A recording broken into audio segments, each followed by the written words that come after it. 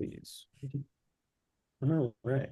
All right. As a reminder, this meeting is being recorded. Apologies for the technical difficulties that we had. All right. Chair remarks. First, I wanted to say that Commissioner Sharon Daly and I attended the NEPA meeting up in Burlington, Vermont. It was a good collaboration, lots of good information. I know that we have that on the agenda later, so we'll talk more in detail. Also, the Massachusetts Light Commissioner Association, just as a reminder, they have a meeting on September 25th. They're going to review the state of solar on Thursday, October 23rd, the NE pool, and then Thursday, December 4th, cybersecurity. If anyone is not on that distribution list, please let me know. I will send you that email to sign up for that list as well. Any other commissioner reports? I just had a question. I was wondering if you had an update on your inquiry to the State Ethics Commission. I didn't have an inquiry to the State Ethics Commission. I did submit a disclosure to the town clerk the other day around my having a heat pump and then discussing the heat pump rate. So I did this. I did make that disclosure the other day to the town clerk. Oh, okay. I remembered that you and Jen were going to make an inquiry to the State Ethics Commission. Didn't make an inquiry. We did talk to council here at the Lake Department, and that was kind of the. Oh, okay. Yeah. That was the guidance you gave. The guidance was to make that. It was really because we discussed rates. We all are part of rate structures, right? From gas and or electric, but it doesn't impact. It's like was a 10% rule. But I still felt the need to make that disclosure that since we are discussing a potential heat pump rate, I have a heat pump and may or may not benefit from said rate if we put one in place. So that disclosure is on file with the town clerk's office. Happy to.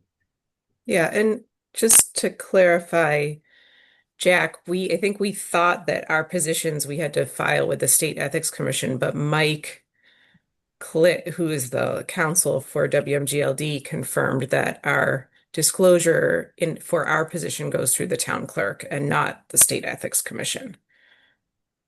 So that's why we ended up filing with the town clerk. Thank you. All right. But yes, both of us have filed that, and I have heard nothing back. Same. All right. So that concludes chair remarks. Any other commissioner reports at this time? The only thing I wanted to bring up, because we haven't met in a while, is that Pete and I we met on the part of the Wakefield Cooperative Board and made the changes to the language. I think Pete shared that electronically with everybody, but we're ready to address that. Which was an open item from last meeting. Yeah, I appreciate that. Thank you. Thank you. And just as an update that's connected to that, Ron was a member of that board as well. Yeah. And Ron DeCurzio is retiring this month. But the mechanism to change it on their side is that they can reappoint the new CEO, which is going to be Tom Barry. So they're going through the process right now when Ron leaves of appointing Tom to all the seats on individual boards that Ron held, because there's many co-ops and he's the representative on each one of them. There's a Paxton one, there's a whole, there's several of them. So they're going through that process now. So if we were to ever meet again, it would Tom Barry would have been replaced on their side of it.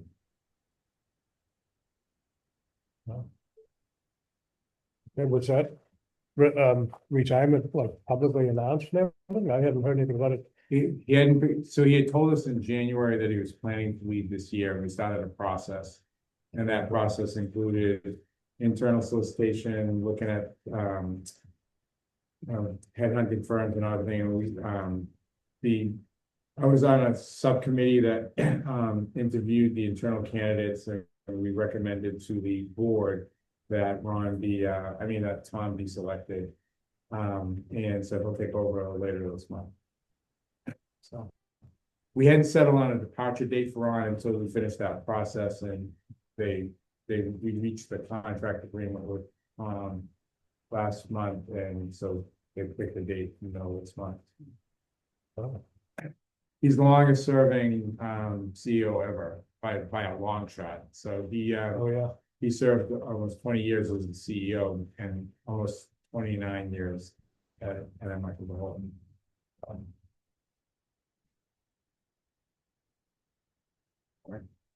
Well, I do want to say, thanks to Ron. If there's any sort of retirement or anything, let us know. No, nothing of retirement, not party, but retirements. Celebration. They're gonna do like a midday coffee thing, the 17th, I think. At Emmerich, so a little bit of a Yeah, ride. it's a bit far. All right. Any other commissioner reports? All right. Moving on to town council liaison. Liaison is not present. Public comments, no members of the public. Moving on to the secretary reports and the approval of the July 15th, 2025 minutes. I know Secretary Calais is remote, so we'll just do that here locally. Are there any changes that anyone would like to make to the I had minutes comments from Sharon that I was able to include. I didn't have any others. that are not included in the board book that we have? Okay, yeah, I have just a few quick ones. So on page 5. Hopefully someone else got it, but it says September 31st. And I don't think it's leap year, so it's probably September 30th. All right, good. And then on page 7, under the heat pump rate, it's talking about Pete, and it says, he said that the all-electric apartments would automatically be transferred to this rate, and I think that needs to be clarified that he was talking about the new all-electric apartment buildings with heat pumps versus all-electric apartments, because if it were all-electric apartments, that would apply to radiant heat too, which is not the intent. Electric HP. So you want to just say all electric heat pump? Well, but he was specifically talking about the new development, so he's talking about, because like somebody could have heat pumps in a condo, and it may not be one that's gonna necessarily get automatically. I'm not sure, but I don't think that's what, I think he was talking specifically about the building. Yeah. So we knew for sure we're all electric. Yeah. So all electric heat pump apartments known to the department? Yeah. You wanna, And then we're obviously, if we do pass something, we'll also publicize it because. known to. Okay. Any other? Yeah, I had, so then down like 6 lines from the bottom of page 7, just says, base pay, then this compensation will, and then it should say, need to be eliminated.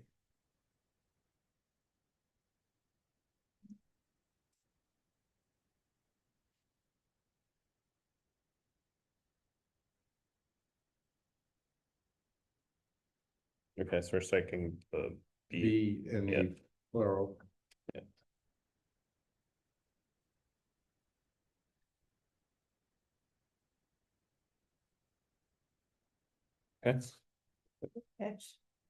And then on the last page under the the second to last vote, it should just say, express our intent as a board for the co-op board to meet. So just add the word to. That's all I had.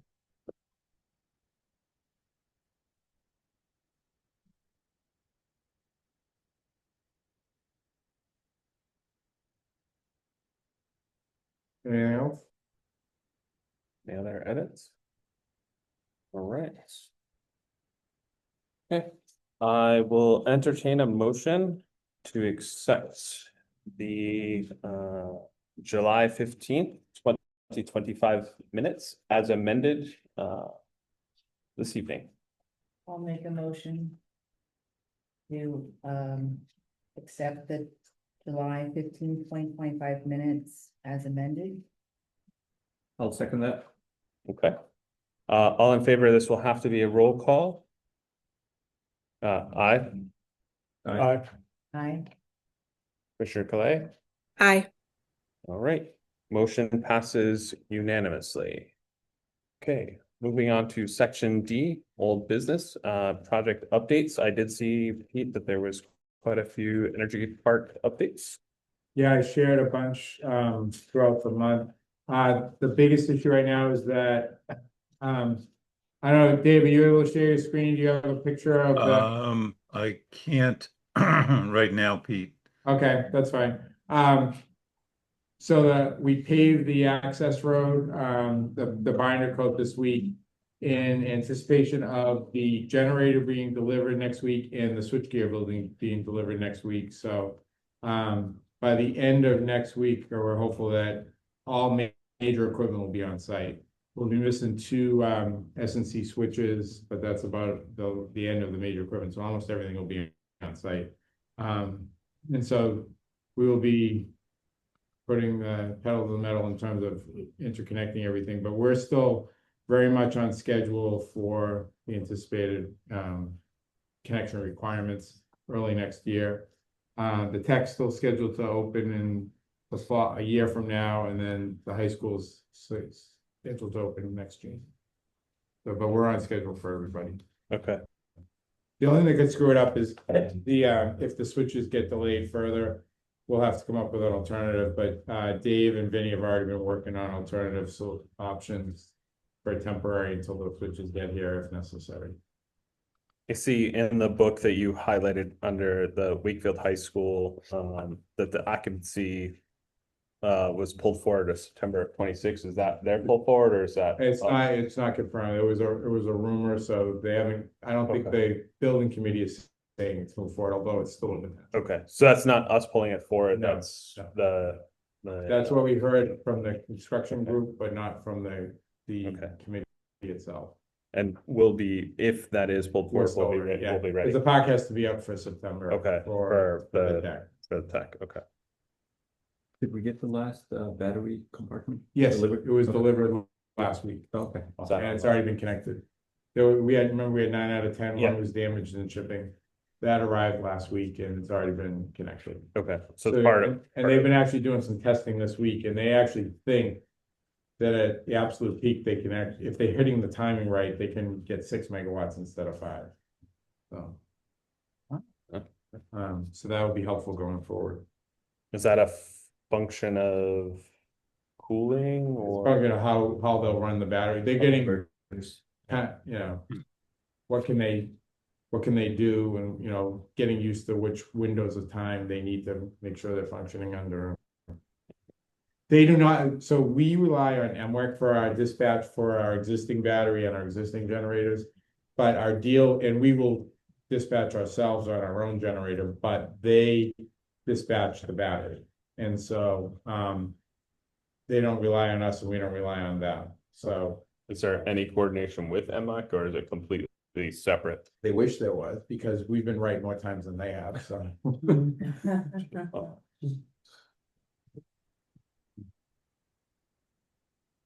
Is that, is there room for improvement with? Yeah, they're, Jason from MWEC and them are in discussion, so.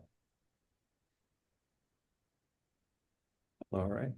I had a question on pages 19 and 20. They're kind of the same thing, but I think one of them is maybe from last month and one of them is for this month. I'm assuming page 19 is correct and page 20 is something we're supposed to toss in the recycle bin. Is that correct? Yeah, I don't know why it's split up like that. But this one is.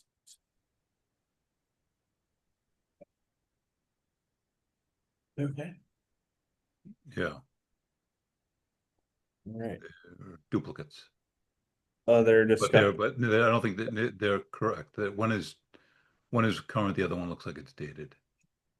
So 19 is current. Yeah. Looking to the commercial CT test. Right, yeah, the One numbers has were, 92. yeah. Okay. All right. Any other project updates, questions or updates in general? The only other thing I noticed on the dashboard, says June and June of the month. For reliability, Oh, yeah. I'm assuming the second one is July, Yeah. In several places, yeah. page 9. Well, only in one place. Oh, yeah, I see it now, yeah. Oh, yeah. No, just up on the averages. Yeah. It's content based, maybe.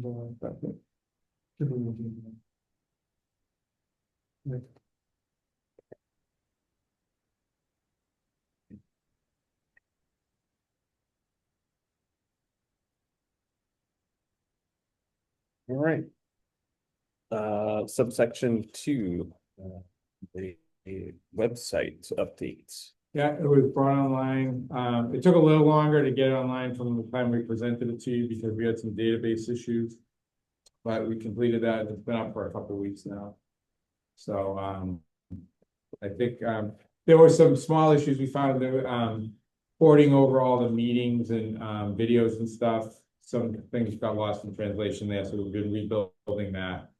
So most of the minutes should be up there, videos, board books, all that stuff we're reconnecting all that stuff, but that was an issue. Liv, anything else on I know there are a few small things we were cleaning up, right? Yeah, I think just a few little things, honestly, like fixing like the staff positions, updating small things like that. But overall, the launch went really well. The updates on all the forms seem to be working out for both our customers and in the office. So overall, I would say it went really well. But yeah.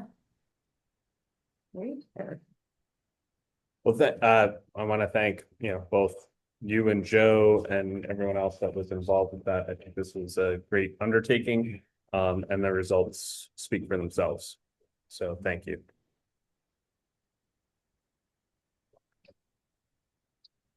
Okay, item number 3, heat pump rate discussion. Over to you and Joe. Yeah. To start. Yeah, I can. Oh, yeah, so last month we kind of kicked off the topic of doing this. Joe worked on a lot of data, but one of the concepts that came up was the whole idea of non-fully converted customers that have heat pumps but have not given up their fossil fuels. The concern that I expressed that time, and I think our data search is founded that, is the fact that if you're not off of fossil fuels, your usage on the heat pump side is very variable, and Joe's data shows that. Some people work hard to make sure they use as little gas or oil as possible, others don't. And so it's very variable, as opposed to the fact that if you eliminate the fossil fuel, you are only going to be on electric. So that was one issue. And then the second issue was the impact of still having, specifically for us, the impact of still having gas is huge. And the fact that some customers, again, will do everything in their power to not use gas. Others will turn it on the peak day, and they will now help set our peak gas day, but they won't be paying for gas the whole year to cover it. So I think if you look at like the E3 report, how it says that, the incremental revenues from having, heat pumps kind of giving more delivery, distribution dollars, even though you didn't have to do much to the infrastructure, that whole concept is the reverse on the gas side, because now you're taking away the year-round benefit and but you're only setting the peak. So that's a major concern. So those are two kind of major concerns that we had. So what we kicked around this month was to look at what could be the potential incremental cost on the gas side and how could we offset that. One of the things we were kind of recommending is that if we do have a two-tiered heat pump rate, one for everybody that's fully converted to from fossil, and one that is everybody else that might have a heat pump, that if they still have gas, that they should be moved over to the appliance only rate, which has a higher delivery charge than the existing gas heat rate. Because they're not acting as a gas heat customer anymore, they're acting as an appliance customer who's occasionally using heat, just like they're occasionally using their stove or their water heater. So that's the recommendation if we do create like a second tier heat pump rate for customers that have heat pump but still have gas. And then the second part of that is that we would have a lower rate savings for the non-fully converted customers. So those were the two concepts that we kind of captured from last month and decided to kind of put that out there. So Joe, did I miss anything major or? No, I don't think so. I think we stuck with just as far as the dollar values or the cents values, we stuck with the 3 cents per kilowatt hour for the all electric, and then we split that to a cent and a half if you were doing if you want to keep your fossil fuel system, and that would be for if you're keeping any fossil fuel system. The gas side we get to do, we recommend that change on the gas side. But even if you have oil, you'd only get you get the cent and a half. We just can't make you not use oil or adjust those prices, obviously. Um, yeah, I think that's like the major stuff. I'd like to ask a question on the slide on page 37. And 36, it's kind of related. So it talks about the let's see here. So looking at 36, the estimate of the increase in electric sales, and that'll bring in 137,000 in revenue, and then the distribution revenue reduction with the heat pump rate. And so then we can figure out the net. But I'm wondering, when you're talking about the distribution revenue reduction, that's only on the electric side, right? That doesn't take into account the gas side revenue reduction from customers switching to. No, It doesn't. no, but that's why we're recommending the change in the rate. If they were going to go, it doesn't take into account 100% because most of those customers so far have been new construction based on the moratorium. So it's not lost revenue on that side. Mm-hmm. It's just not incremental new revenue. Right. But there will be customers switching over who are on gas who are switching over. Correct. So right now, just some stats that is part of this, what we did. So when we implemented the moratorium on the electric side, we had 12,974 electric customers at that time. We currently have 14,283 customers. That's an increase of a little over 10% in our electric customers. During that same time, where we haven't fully eliminated gas for everybody, we had 7,268 customers, and now we have 7,326. That's just under 1% increase in that same time frame. So the moratorium is having a major effect in terms of like what our desire was at the time. And actually, one other stat is that we haven't had a single new gas customer added this year. So since January, we haven't had any new gas customers. So that's kind of the some of the macro level stats. So I think and again, that's a snapshot in time. We do anticipate this 14,000 if the stuff at the beginning of the report where we talked about stuff that's in planning and construction. If a lot of that ends up going through all the way through, we will be over 15,000 customers by the end of next year On electric on the electric side. by 26. Yeah, the end of 26. We have another one? No, that's works, if we've had one, yeah. Yeah. Oh, since January? Well, Maybe the last 3 months. So just to clarify, so on page 37, on that third bullet, well, the third big bullet, primary heat pump house that kept gas, there'll be a net annual savings of 195. That's only electric savings. That doesn't take into account the lost gas revenues. No, Okay. it does not. But it also doesn't take into account if we do move them over to the, I don't think do we factor that in, Joe? I don't think we did, right? So that one, this is customer facing. So that does actually, that's like a net bill impact. So that does actually include the gas All right, includes on that. both of them. That's kind of why it's a little bit lower. Mhm. But part of the reason it's lower is also that the discount is lower as well. But yeah, it's like the more gas you use, the lower your net bill savings is. And this rate is going to affect just during the winter months, not year round? Yeah, it would be a seasonal rate. Okay. Which April But- to November, or sorry, way around. November to April. Sorry, November. The to what's it called? The gas switch though would be year round. April.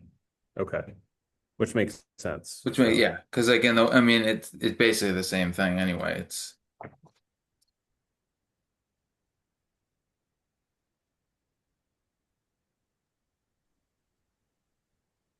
On page 37, what is a mixed heating house? so Is that the that's oil? no, that's with gas, but like that's somebody who their gas usage didn't drop like extensively. That's someone who's still who sized the heat pump system and their electricity bill went up. They're using their heat pumps a lot. And then also there's a drop in gas, but not you can tell they're still on those days, they're still using them. They're still using gas to supplement. So that's kind But of again, one of the things we found was the extreme variability of the customers that haven't fully gotten off of fossil fuel. It's widespread. Some people put one heat pump in one room and still use a ton of gas. In theory, they would qualify for this heat pump rate as opposed to somebody who tried to design one for their whole house and is using it most of the time and their gas went way down, but they're still using it a little bit. So. yeah, I think scenario 2 is someone that has, I'll include myself, where I have designed a heat pump system to handle 100% of my heating load, but I still have gas for hot water generation.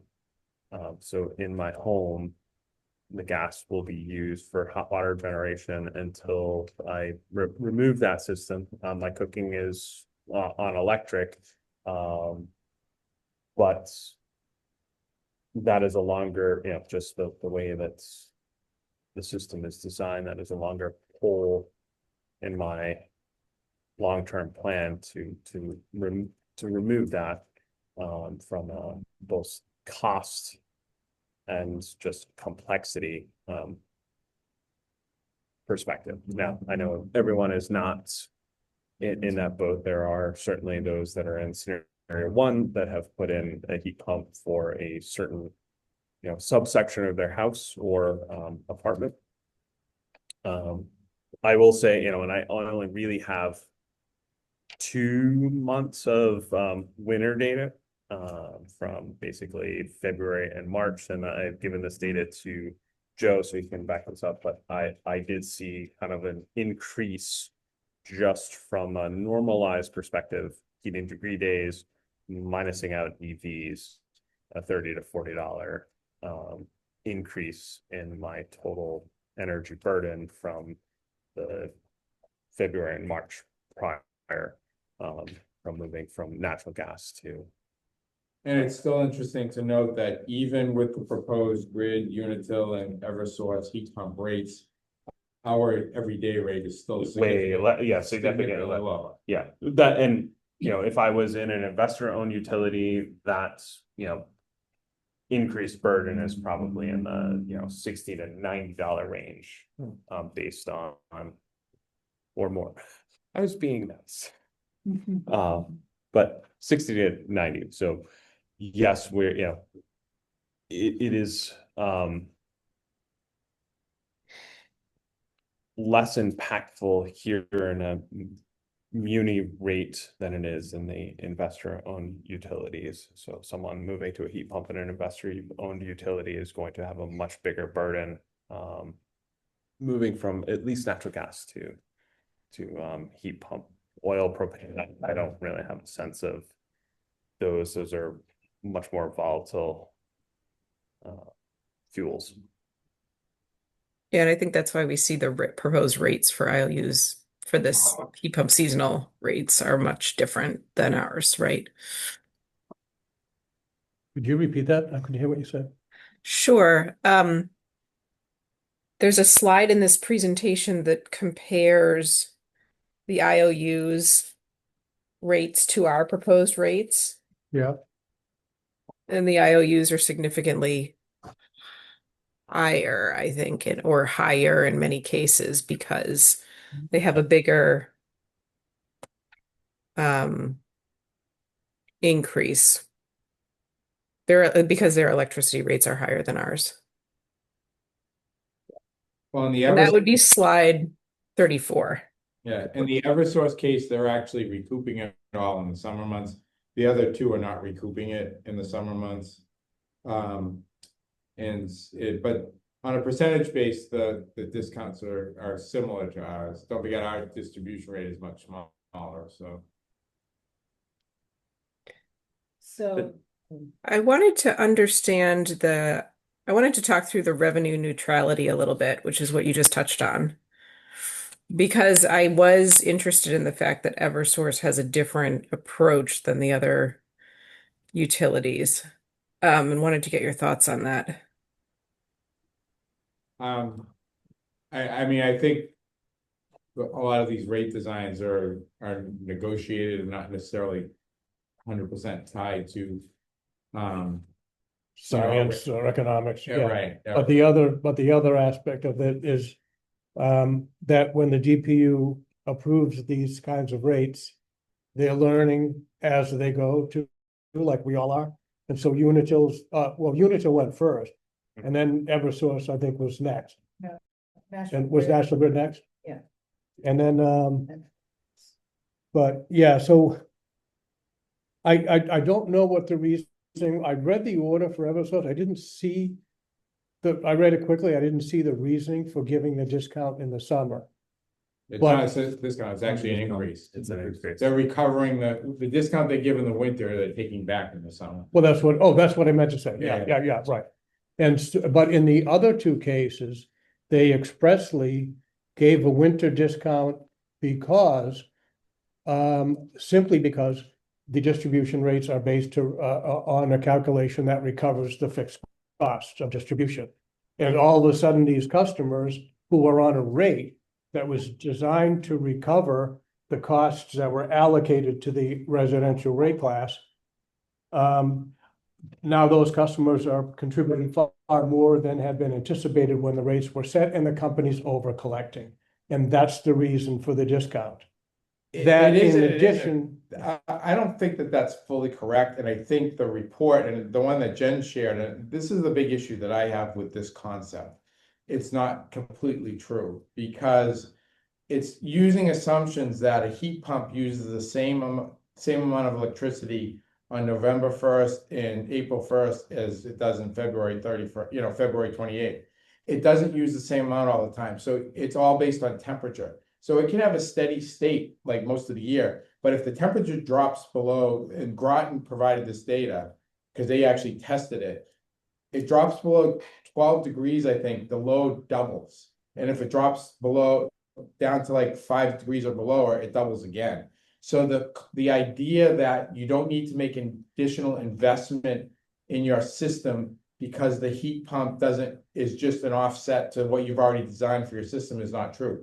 We've shared with our board the fact that we're monitoring every heat pump that goes in, and if there's a crib that's affected by this, then we have to upgrade that whole crib because it's not because of summer load, it's because of winter load. And again, we have to be prepared for it, not only on its steady state, 345 days a year, we have to be ready for the cold days and the extremely cold days too. Right, but I think the argument though is that the majority of the distribution costs are more or less fixed. I mean, yes, some of the residential customers are gonna impose a little bit extra cost, It's not a but little it's bit. not all variable.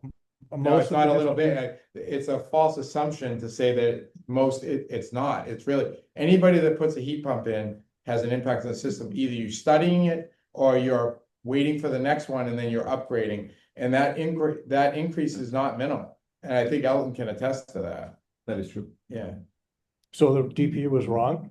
yes. I don't want to tell them in Well- public, but I'll tell them in public they're wrong. Because they're taking only the steady state load. They're not taking the peak loads that we have to take into account as we're designing the system. We don't want the customer to think trip that's true. a fuse on a transformer. Because when the DPU said this, they were approving rates that were proposed by National Grid. The people in regulation and pricing at National Grid know this. They would have factored in the amount of the cost that might be impacted, because the whole point that the DPU said was, we want to prevent the company from over-earning, over-recovering toward fixed costs. Which was probably So- factored into their rate design. Well, that's what I'm saying. Yeah. So that's the whole purpose of it. So, I'm not saying it's zero, but I'm. right, so there is a portion Yeah. that will be impacted. A portion of distribution, but you can't say the whole thing, I mean, a huge chunk of the company's distribution costs will not change just because these customers have heat pumps versus gas heat. I mean, there's still a lot there's still labor costs and all your payroll costs, those aren't gonna change. I mean, you're not suddenly hiring all kinds of new people No. and building a whole new department, and incurring. In the long run, you need more people though, because if But you this put in is- more assets. Yeah, but this is a temporary, the heat pump rate is temporary, it's not permanent. That's the other thing, right? Because the fact remains that when the rates are designed, they're designed for each customer class. So all the customers are divided into classes that are intended theoretically to be homogeneous in how they, what their load profile is and how much the energy they use. And now all of a sudden we have this rate class that's gonna have a lot more customers with electric. We already have some people with electric heat. I'm one of them. So I'm kind of at a disadvantage in the old world. And this is why, is it Eversource? They have a separate rate class for electric heating customers that National Grid doesn't and we don't. So I'm paying the higher distribution rates that you guys are all paying, even though you don't have electric heat. Whereas in Eversource, where they do have an electric heat rate, those distribution rates are a little bit lower because they don't need to recover that much from each customer. And so what I'm trying to get at is, I think what's gonna happen in terms of the IOUs, the DPU already said, these are interim rates. Because they're gonna go into smart metering, and there's gonna be real-time pricing and all that sort of thing. So this will all go away for the IOUs. But for us, I would think that at some point down the road, we're gonna have to look at this and say, okay, electric heat customers are no longer homogeneous with all the other non-electric heat residential customers, and they probably should be in their own rate class. And there would be a new cost of service study and a new rate design for those customers. So that's why I think for us, there should be a temporary solution for getting to the point where we could actually calculate cost-based rates. And as I said, it's interim from the DPU's perspective for the IOUs because they already said it was. So, What did they say about the interim, how long will these rates be in effect for IOUs? Do you know? I think in some cases, it's only like 2 years because they've, so I think one of the companies was gonna go back, I forget which one was gonna go back in 2027.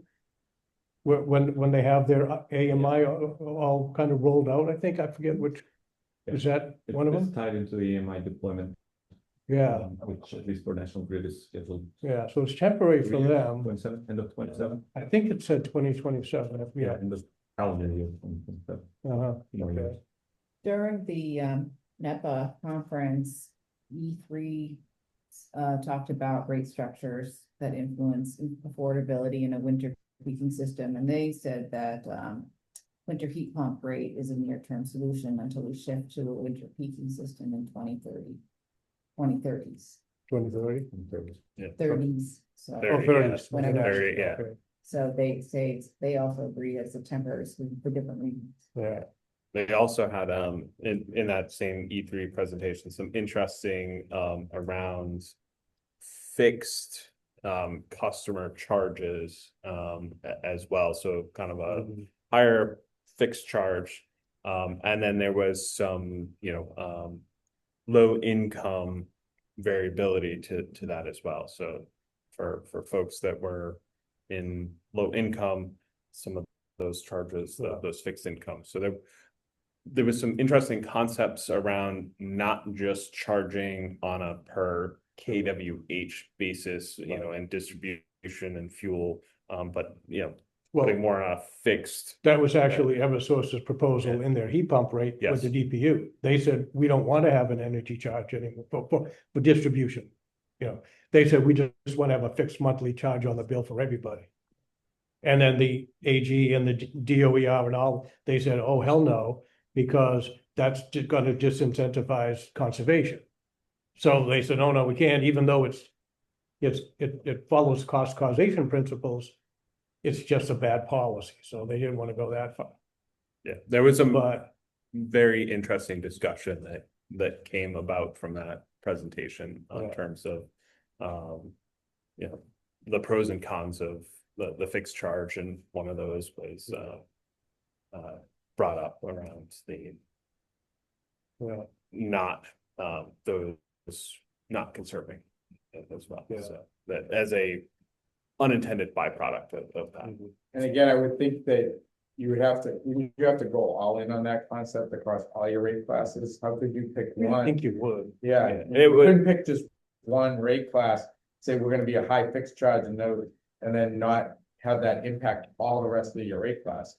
Well, that was the other interesting part that came out of that is that, kind of the discussion is not one rate or fixed charge or one rate class satisfies on everything. Like it was kind of the concept that came out is that we might have to mix and match these things based on what the customer usage profile is, what we're kind of striving for in terms of electrification, moving folks off of fossil fuels. So all of these things, there wasn't one fixed answer.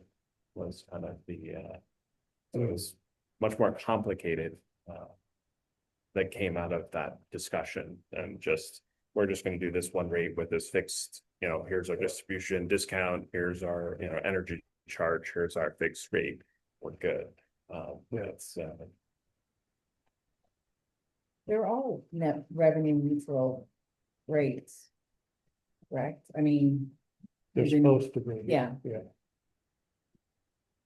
just So different ways of going about it. So it's so, so the way I look at it is I'm saying, okay, we have these new multifamilies going in with heat pumps. And to a certain extent, we're going to be collecting a lot more money than we anticipated when we first designed the rates. So maybe a break is in order just in terms of cost recovery, right? We don't need to recover more than we need to recover, or we're going to over earn. And then we have to give the money back. We don't really want to do that. So you can give back some of the money to the heat pump customers I think it was Eversource who also said, well, you should also give the discount to regular old-fashioned heating customers like me, because it's the same load profile, and I'm also not using fossil, Resistant heating. and yeah, for resistance heating. So that was a kind of a consideration, and that got rejected simply because by the DPU, it got rejected because the DPU was it Eversource? And they said, I think it was Eversource. And I mean, for us, the main driver for this is to reduce our gas heat. That was the thought process behind it.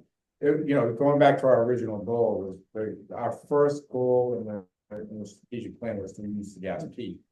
And so I that, mean, so I just want to make sure that there could be most different goals, but just make sure we're not losing sight of that primary goal. I know, because I mean, there could be other goals of driving electrification or just smoothing the customers' year-round bills.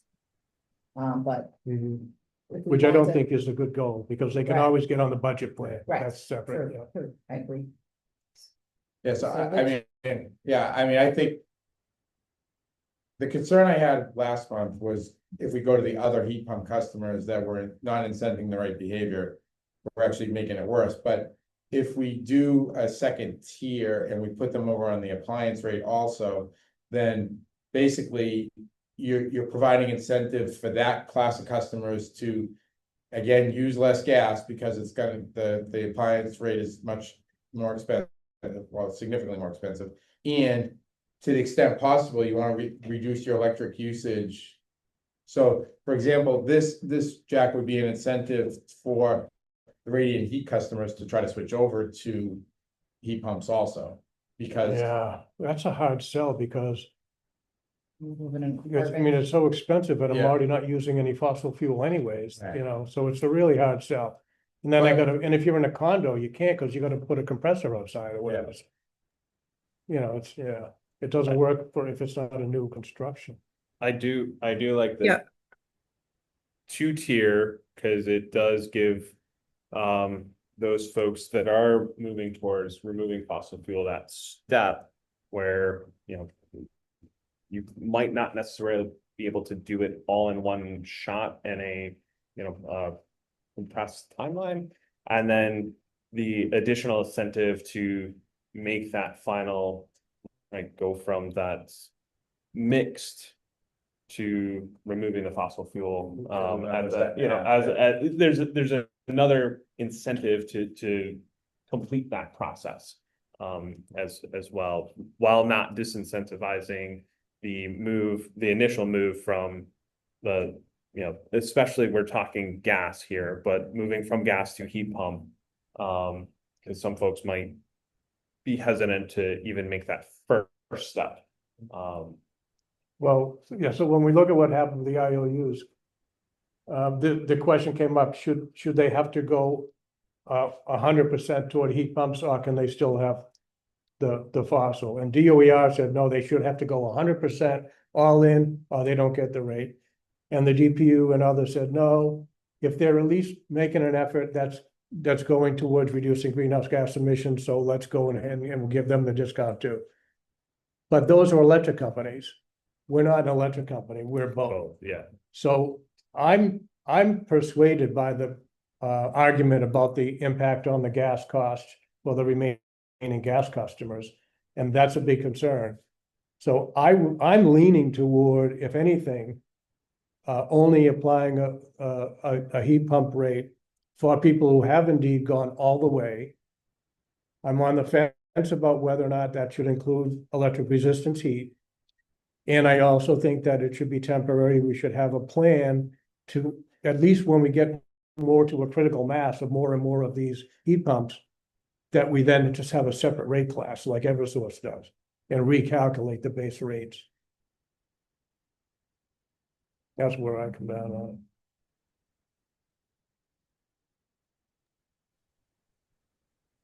I have a concern.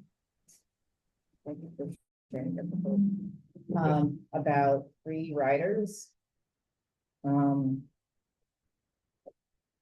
I'd like to get like more customers that are interested in converting, incentivized by the listening rate, rather than just also just giving it to new construction where they don't have to do anything to maybe just get the rate.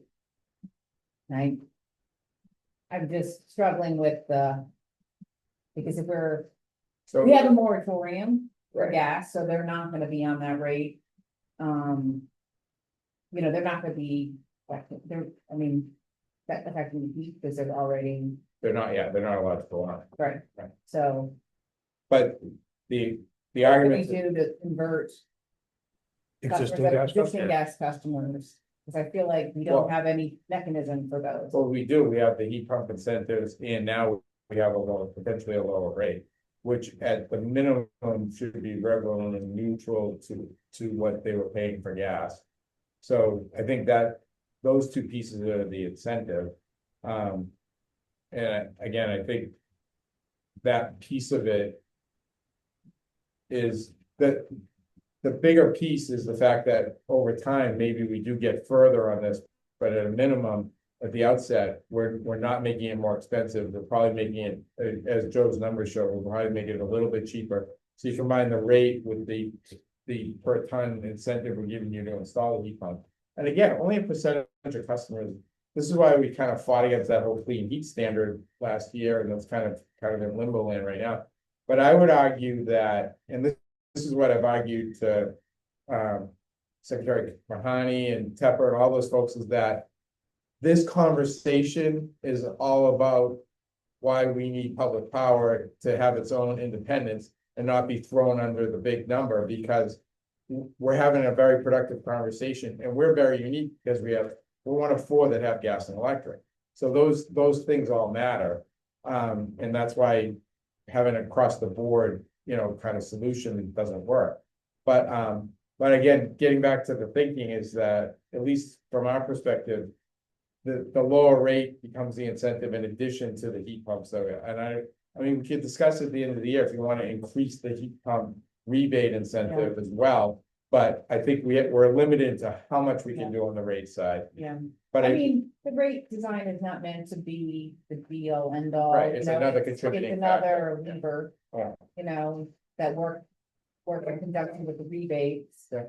So we need to look at both. Mhm. I think the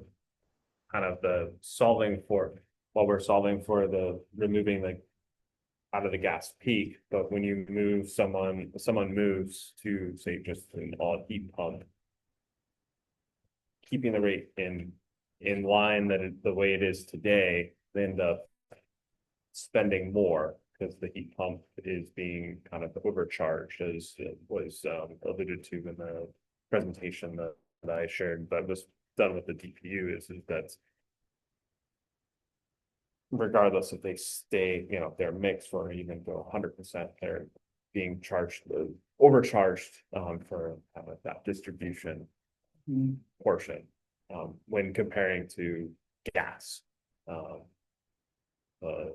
think the oil and propane are different metrics, but when looking at a gas, and we see that here because we're both. This is that that move from a gas apartment to an all electric being heat pump. There's a kind of a higher annual cost to running that, and that bulk of that is in the winter heating. The pollution and recycle. Yeah, is remove it. Yeah. Customers go on the heat pump. System not greater than triggered, that will use that investment to. Yeah.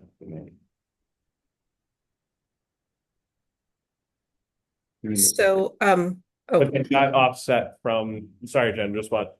Yep. So, yes, we have potentially more investment on the electrical side, but what is that comparison? And, I don't know that I've seen that here. What does that look like from a gas if we had all those folks on gas. So, you know, there's a minus on the gas side, which we're privy to see those numbers. Yeah, it's not, yeah. The study that I did, the electric cost, probably is more, 3 times what we cost, we put it that way.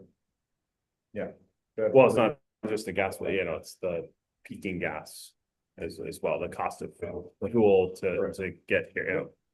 And All those, things staying equal, that we don't have more capacity coming into. right, well, to the region, so to some extent, that's consistent. But we're unique in the fact that we don't have any fixed capacity on the pipeline either. So our incremental cost of peak gas is higher than theirs. Yeah. And, you know, because, yeah, you remember when we were porting in portable LNG for a few years, Like 4x. yeah, it was extremely expensive. So we're a little bit even more unique than the average gas company because of that. We don't have LNG tanks and all that, so we're even more susceptible to that gas peak cost. That's why the original, like, our first goal was try to get that gas peak down, because that has daily savings. Jen, I Sorry. wanted to jump in. You still there? Yeah. I mean, I was just going to say that I think this is one of the more complicated, this will be one of the more complicated things for customers to understand. I think it certainly is one of the more complicated things for me to understand that we've done. And as Sharon alluded to, like, there are a lot of purposes here that are kind of crossing over one another. And I think when we talk about different purposes, it leads us to different solutions. So if we stick with the idea that we're overcharging customers, it is interesting, Jack, to think about. The first thing that did occur to me was, well, haven't we been overcharging electric resistance heating customers this whole time? Right. And so I think it is interesting to at least consider that. But the other thing I would say is that my other major concern is that these rates are not certain. Like, they don't give anybody enough certainty. If you're installing a piece of equipment for 20 years and you have a 2-year rate, I don't know that it's enough certainty. So if we're going to do this, I think we have to be somewhat, we have to convey a sense of certainty, and we probably have to use data to figure out how long we would offer this rate and when we would kind of true it up, or I don't know, come back to the table and like make sure it's still valid. So I do think that looking a little further out into the future is going to be necessary for customers, so customers can understand the longevity of this program, this effort. Yeah, I think it would have to be maybe longer than 2 years, but have some kind of insight. But I think maybe the discussion around that comes to the fact that we know that if it kind of stayed on its steady state path, then then there's no need to eliminate the rate, because if it's only a trickle and it continues to be a trickle, then just keep it as is. It's kind of revenue based on our numbers. It's sort of revenue neutral to begin with.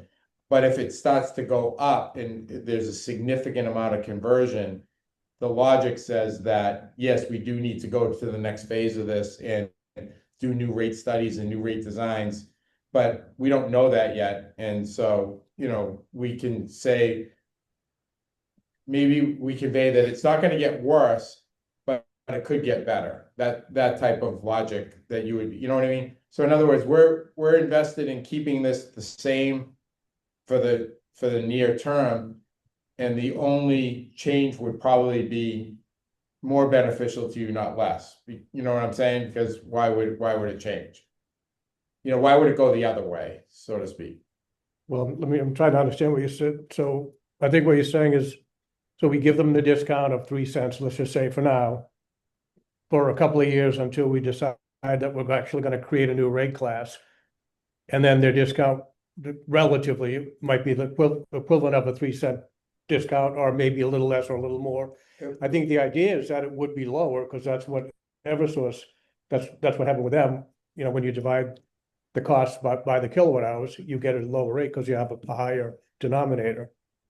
Right. So the rate should go down, except for any increases in fixed base rates that would be allocated to that new rate class. Right. So it should, so maybe going to a rate class a couple of years from now would give them maybe a little less of a difference than they would be getting at the 3 cents, but it's still gonna be pretty significantly. It's still gonna be a down, it's still It's gonna gonna be still be down, but still what, cheaper, but again, we also, if the growth of this is slower, on a slower track than everybody's predicting, then we could keep what we have in place. Nobody says we have to pull it out in 2 years. We could vote in 2 years to continue it for 2 more years and see if the ramp up gets going.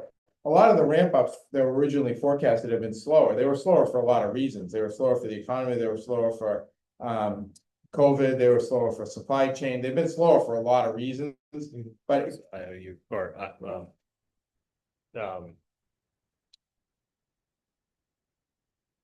why am I, no, ISO, New England ISO. Yeah. They readjusted. right. And we did the same, you know, like I think we included the chart in the package. And I think Groton is, like you brought up Groton as well, like Groton was an early adopter, but I think that they saw a lot of heat pumps that had the secondary stage of essentially resistant heat those heat pumps, as you know, you got to that, you know, call it 20 to 15 degrees where the resistant heat strips kicked in on the heat pumps, which, you know, move those heat pumps from, you know, a 5 to 10 kW to 30 kW, and they saw in the past in the past 5 years, most winter heat pumps do not have that resistive heat strip anymore, because they're capable of, the technology has changed. So we may not see that kind of hockey stick of conversion because just the technology has changed that much to be more efficient, to drive more BTUs with less energy. So when you think about like what we've seen from the new developers, I think every apartment coming in like about 79 to 70 per apartment. You know, when you think about radiant heat, probably comparable. So there is still there's still a little bit of the other issue, I mean, Joe's talked about it a little bit, is what efficiency of the heat pumps that the developers are installing, are they the most efficient or the cheapest? And so that probably yeah, the left side. exactly. So, and there's not a lot we can necessarily do about efficiency. Yeah. Yeah, I think that's a whole different discussion that I think that moves Right. into building code, not Exactly. us. But we can, going back to Jen's point about what is the longevity of this rate, you know, we can build in something like a midpoint review. Yeah. You know, to look at the, you know, do some analysis. Or even metric, like, is there a certain metric that we would look at from a load growth, whether it be on a, you know, crib basis or a, you know, circuit basis, that we would need to come back to the board and reevaluate that because we've hit a certain threshold, and I don't know what those numbers may be.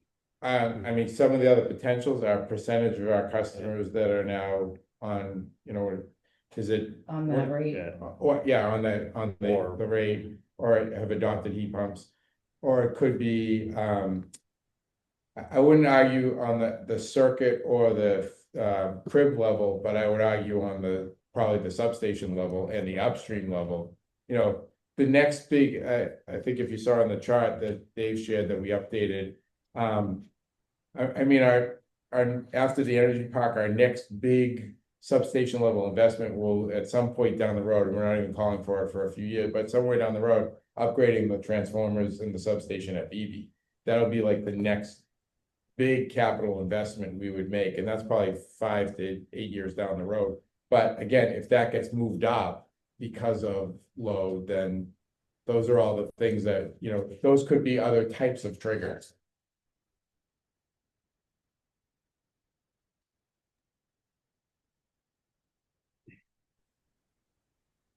So I think the rate design is interesting because it's triangulating against two things. One is revenue neutrality, and the other is to bring gas customers like at parity, right? With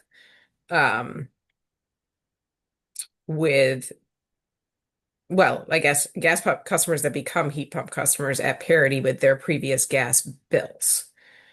And it's doing those two things simultaneously. Is it doing those two things like roughly equally, or I guess can you characterize, is it leaning on one versus another more heavily? I don't know if it's leading away. I mean, again, it's a little bit of trying to like back up what the incremental gas cost is for the peak day and what we're saving on that versus the the initial drive of this came from those customers that are all electric like last winter, and they started calling about their bill and like, why is it so kind of digging into that data about, all right, that customer at Tarrant Lane that's now paying all in for their heating and cooling X, and comparing that to the same customers that for the same type of apartment at Tono's that has gas, heat, and electric, everything else, and trying to look at that delta and trying to bring those folks in parity, keeping in mind they're trying to keep the revenue, neutrality. So I don't know if it leans towards one or the other. I know what the trigger was to kind of look at it, but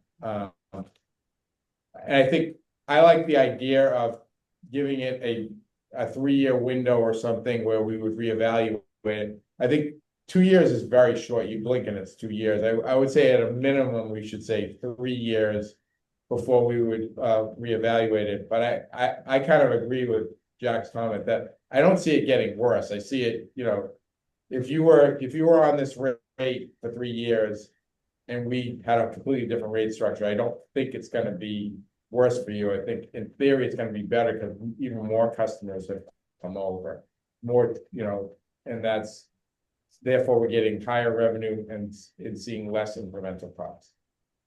From a customer perspective, we might get worse because delivery charges or generation charges would probably be skyrocketing. Well, but those are going to happen whether we keep that rate or change it. Like, those things are going to be behind the scenes the same. Right. Yeah.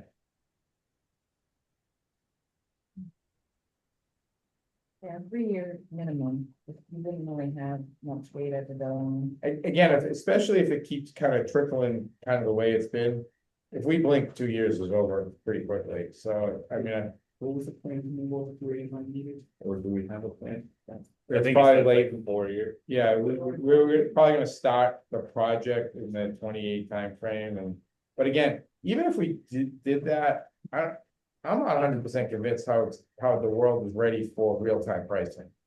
Yes, Right. and I think the data we need for the short term we can get from our existing system. But you for were the- saying that the meters, the lifespan is going to be to the end of the decade. end of the life. Yeah, so we would probably start looking in 28 at replacing our metering system, and at that point, we would take and probably into the 29 timeframe. That's kind of in the long-term plan right I now. was thinking, like, could the rate be aligned with the deployment of the mainline? Yeah, good, yeah, and that would also tie into the 3 years out, yeah. Would there be any trigger that could shorten that time frame if there's, some unforeseen hockey stick that we would have to, and again, we can always discuss this as a board, whatever the makeup of the board is, and, say in 2 years, something changed. Yeah, I mean, I think it will be up to us to bring it The to, last grant, Yeah. Yeah. get someone else to pay for it. I mean, Well, Well, I meant more on the negative side, like, hey, there was a hockey stick and we, to Pete's point, we needed to upgrade a substation because of unforecasted load growth. I'll see it in the next 2 years, because Yeah. I mean, you probably need 30% of the customers in town Yeah, to convert. oh yeah, I don't- probably even more than that, yeah. Okay. I mean, So- we have enough capacity at Wallace to, for Go the ahead. immediate term. Go ahead, Jen. Yeah, I mean, and we're I mean, fortunate. Oh, sorry.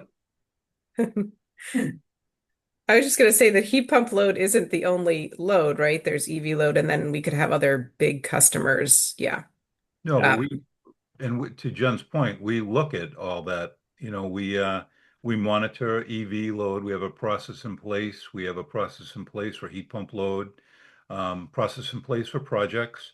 We know when projects are scheduled to go through the planning process. They contact us early on. We have ample time to evaluate our system and make upgrades to adjust. I don't see us from a substation capacity right now, circuit loading, that there are any major problems that would occur over the next couple of years, as long as we keep an eye on things. We know we're going to accelerate, or not accelerate, but we have plans for BB to do some upgrades. But if we needed to, and we had a large customer, we could add that load onto a wall circuit just as easily. So, I mean, fortunately, nothing happens in a month to add load, like 5 megawatts of load overnight.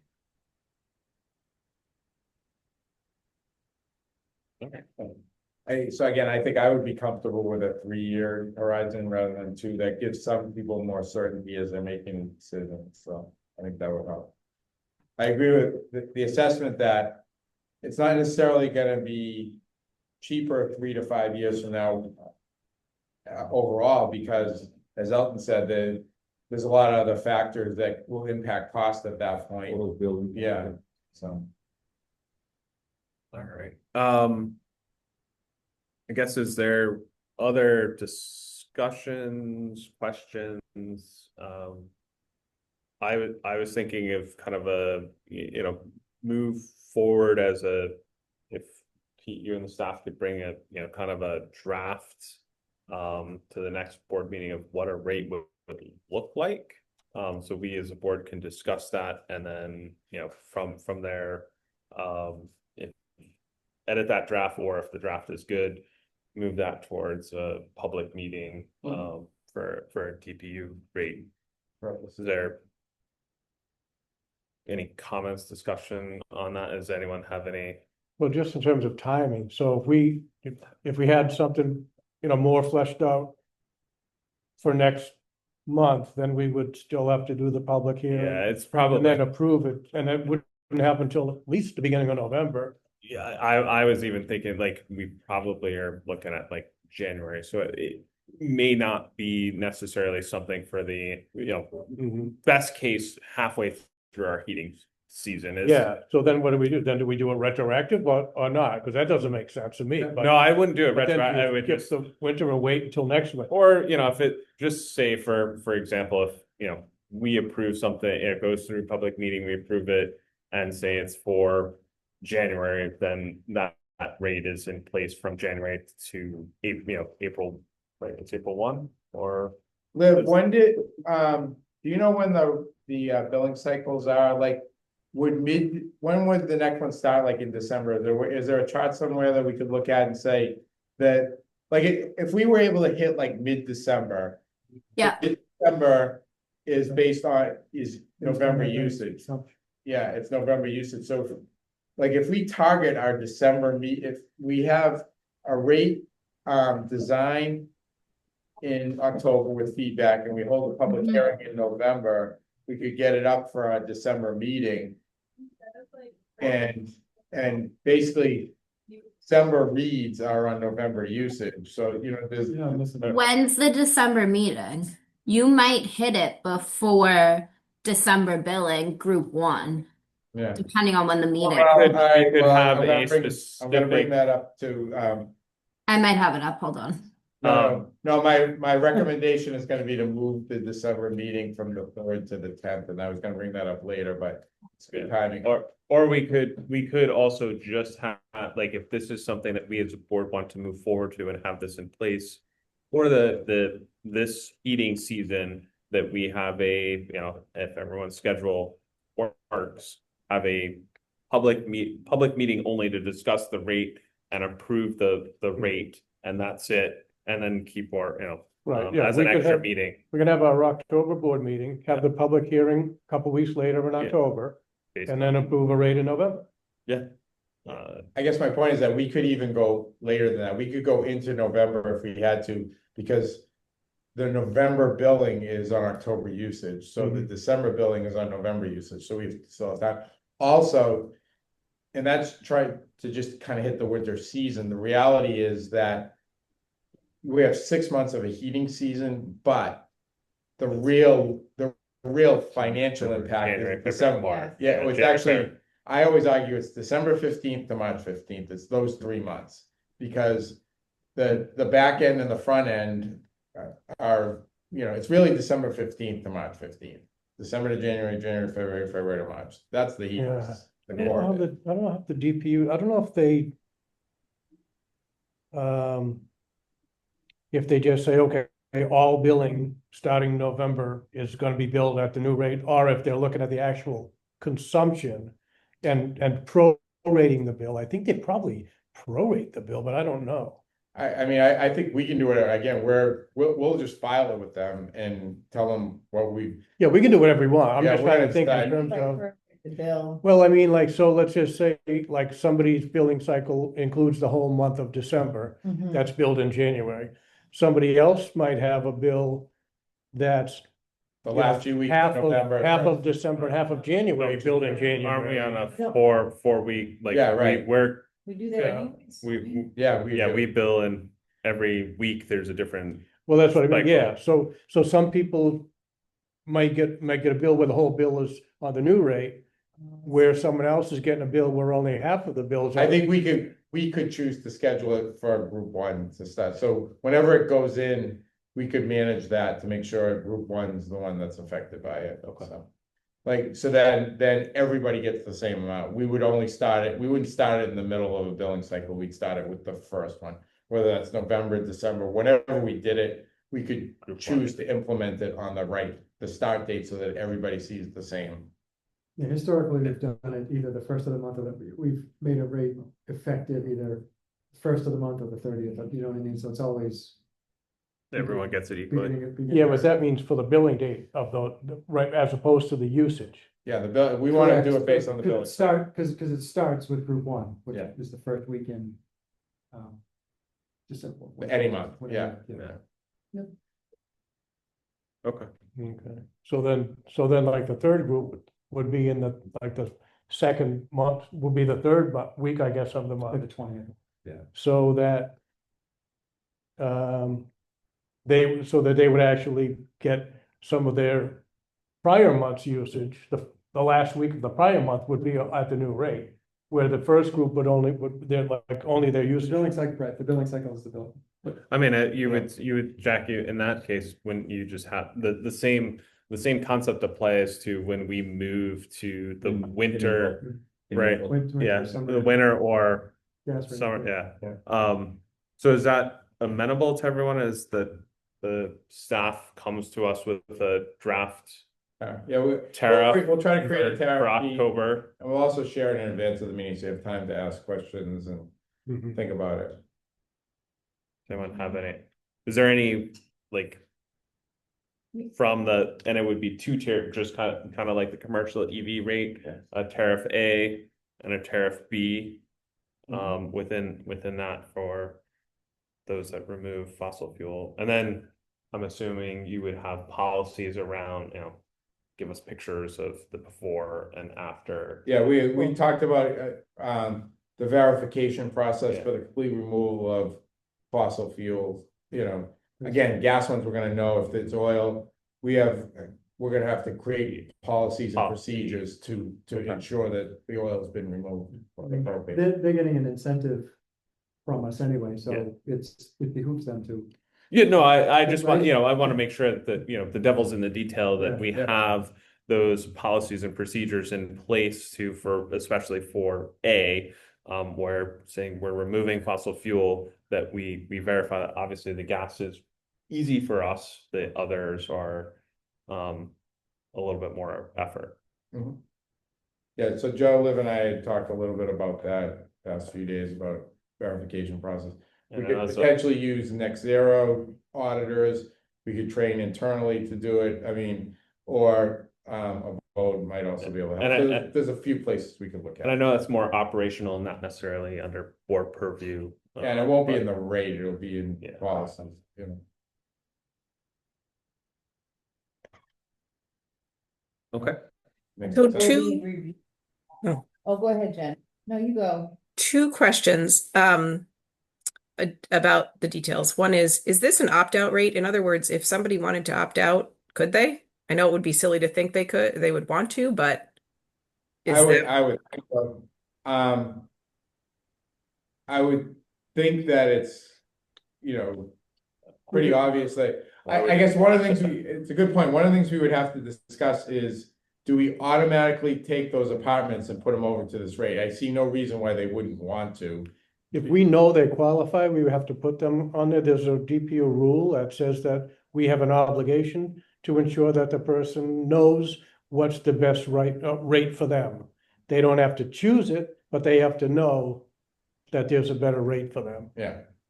So I guess we would have to reach out to each of the property owners or customers and let them know, we're moving you to this rate, you know. Would it be property owners or would it be It would be the a customer, Well, customer of right. record because the property Yeah. owner isn't Well, it'd be necessarily. both, yeah, it'd probably be the property owners in some cases, but in the apartment case, it would be the customers of record. Okay. And would we, after Jack, under the DPU rule, after notifying them, could we still move those folks automatically? We could, Okay, yeah. And yeah, it- as I do said, we- You could. just need to be informed. yeah. Yeah. Do we, I mean, I don't see why we wouldn't automatically put a customer on a Mhm. better rate. Yeah, I think Unless we someone should, if has, we- you know. We know it, then we should move. Yeah, I mean, and that's what we were saying last Yeah. month. Do we need to inform them before we move them over, or can we do that simultaneously? Because I think there's a timing issue again. Well, I think the first way we're gonna inform them is we're gonna have the rate hearing, so that'll be one form, but then we can follow up with other mechanisms. Yeah, it's good PR too. Yeah. Give them the bills, give them Yeah. something, sometime. Yeah. It's good. PR. Yeah, I would just think all residential customers should get the notice, but that we should automatically move the people who we definitely know. The regulation in mind that it doesn't get to that level of detail on whether or not you can give them the best rate without confirming they want the best rate. Then you had the second question. Well, just moving on from that to the a little more challenging pieces, are we automatically transferring every prior gas customer who has any kind of heat pump to the higher gas rate with the lower heat pump rate?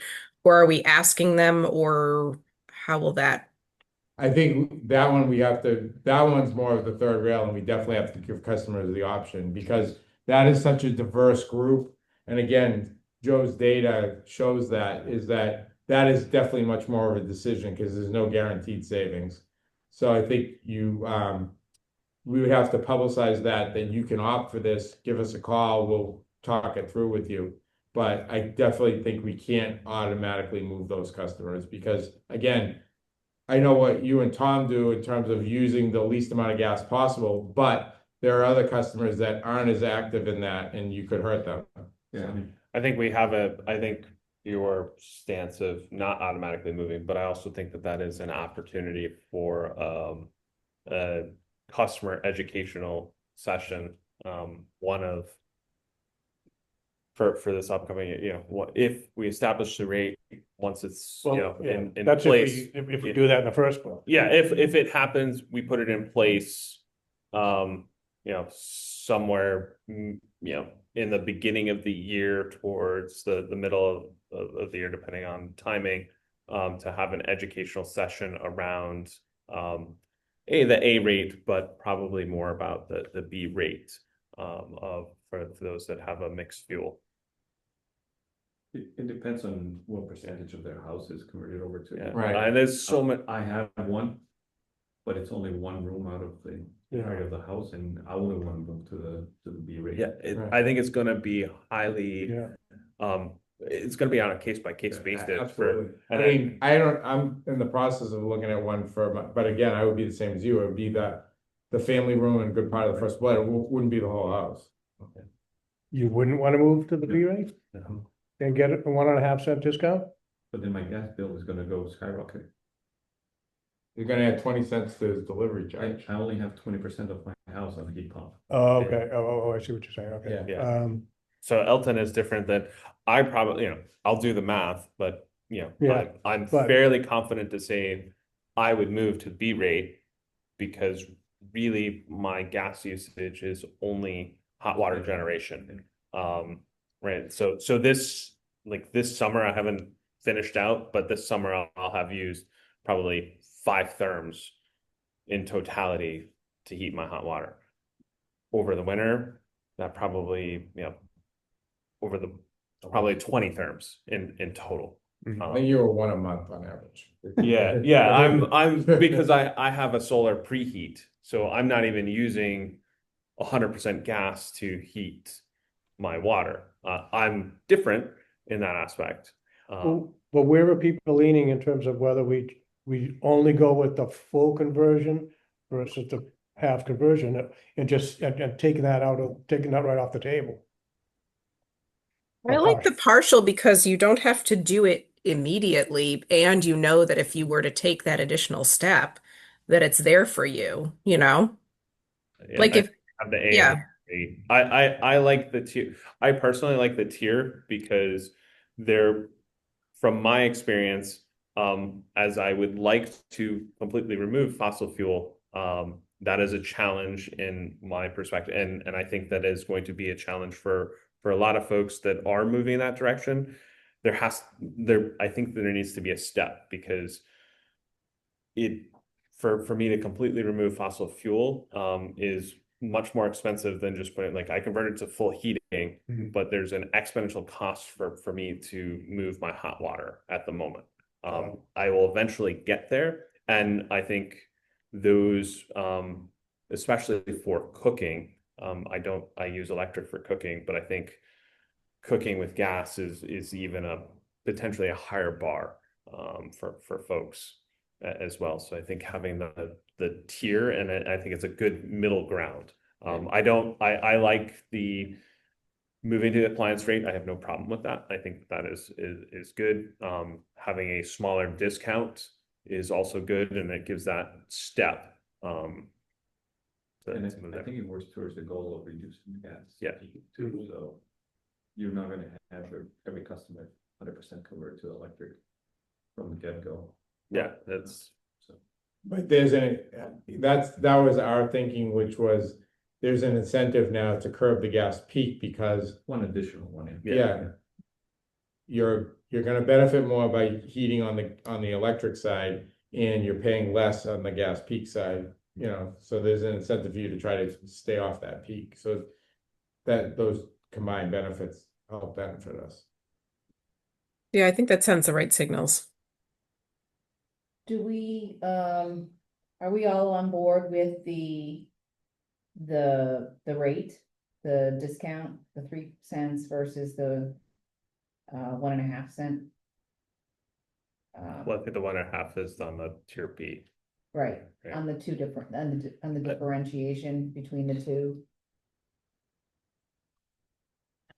I was gonna, I think at least the that math the that right I was signal? looking at from Joe's spreadsheet, that keeps that kind of revenue neutral and keeping the all gas apartment example on par with the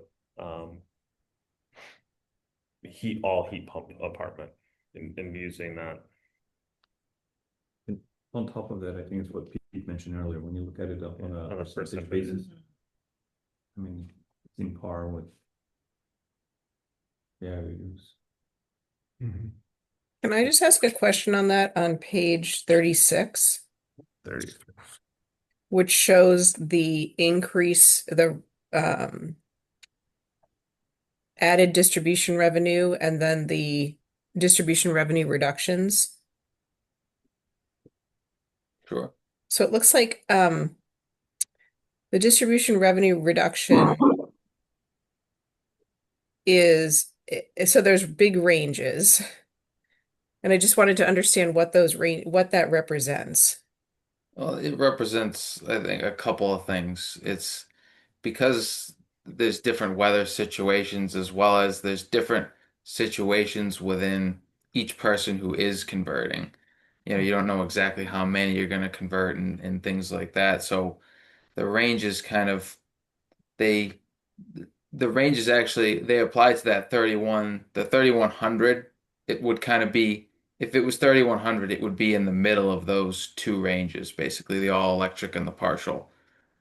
If let's say, you know, if you look at more examples, some examples could be it depends on what direction it goes in. So if there's a greater increased electric load, if there's bigger houses, etc., it can be on the higher end, and weather as well can adjust it. So that's where it kind of can shift, and it's where similar to the E3, I think the thing that you'd shown, it's kind of similar to that is like that's kind of customer facing, but you don't know exactly where it's going to land until, and even afterwards, you don't know exactly where it is. And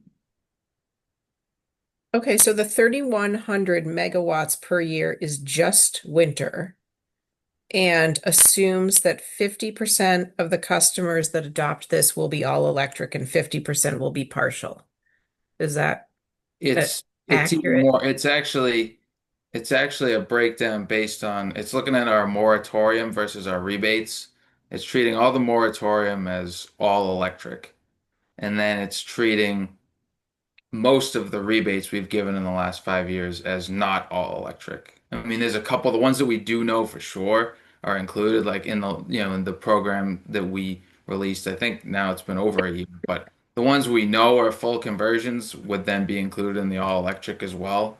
Mhm. But the partial, it could be, it's kind of to show the partial could be, you don't know which ones are going to be partial versus all electric, even within the rebate situation, because we've done over 300 rebates, and we know maybe there's 10 of them that have come through in the last year because we have a separate program are all electric, and I could look at the exact number, but those previous 290 or 300 or whatever the number is, there's probably a few in there that are all electric, but we didn't have that. We weren't tracking that data. We didn't have a separate program for that. Yep. Oh, I think that's where it's trying to account for that variable, and then that variable going forward, I think as well. Okay, that's helpful. So it looks like we would be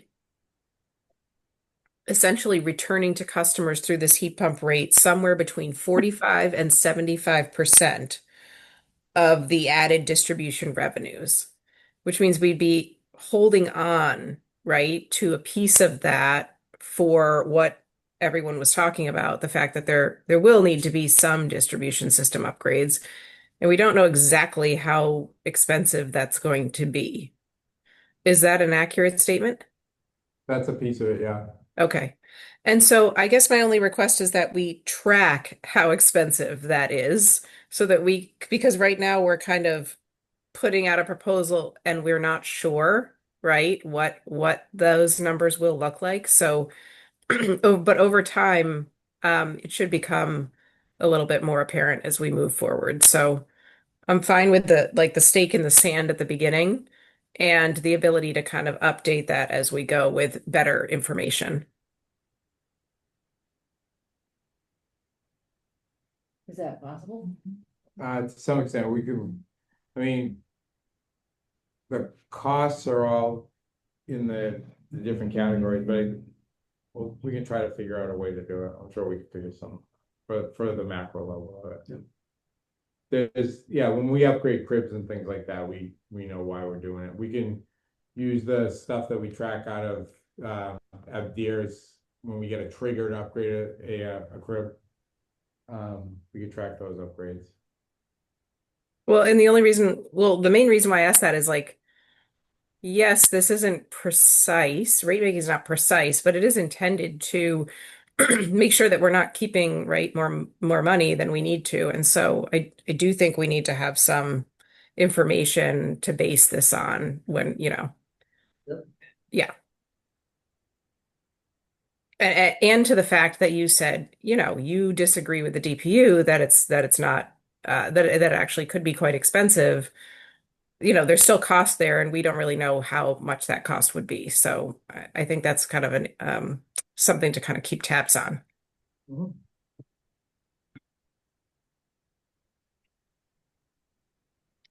All right, so the action is then we'll get a tariff sheet out before the next meeting. We'll talk about it at the next meeting.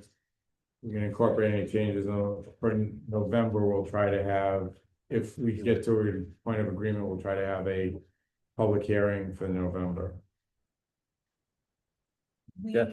We typically review the rebates in November. We do the budget in November, which includes the energy Yeah. efficiency stuff, yeah. Pete, is it fair to say that a lot of the changes we've made in designs are based on forecasted load growth, right? So for anticipated load growth for EVs, for heat pumps, system load in general, upgrading the substations, the primary wire, the cribs, transformer sizes, all that's related to load growth, which is a portion of that, a good portion of that is heat pump load growth. Yeah, that's why I think we're gonna have to figure out a way to Track try to it. track it, because it's not gonna be just the stuff we do. Yeah, so we'll as a staff, we'll team back on that. We don't need to try to figure out a mechanism. All right. So just a question, do we wanna just keep the schedule for looking at the rebates as is in November? Yeah, we don't wanna change that. Our budget in November is a key part of it. Okay, But I mean, we'll make recommendations, maybe we can bring those recommendations to the meeting in November, in consideration with the new rate design.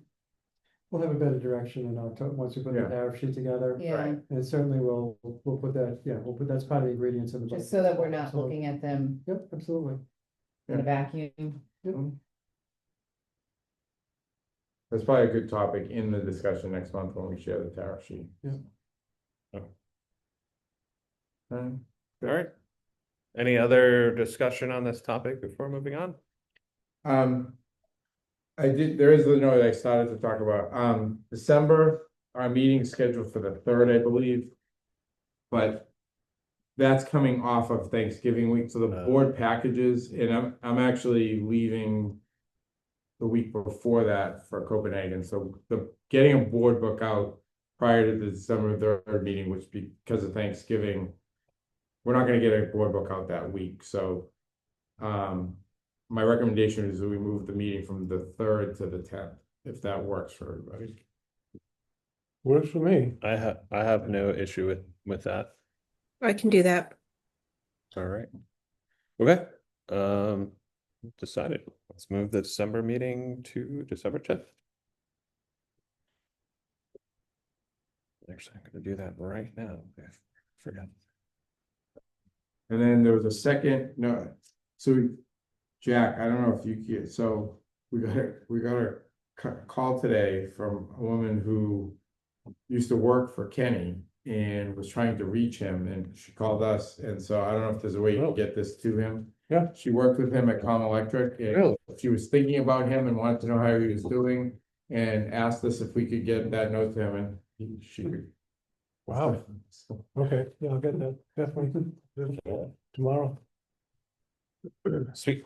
On that topic, little divergence, on that topic, the dedication for the. I reached out to Jack. We're doing an open house in October. I don't know if it would work to do it that day, because we're gonna have a lot of people here too, so. Yeah, it's difficult, and I'm not gonna get into it publicly about what's going on, but I did talk to Michelle.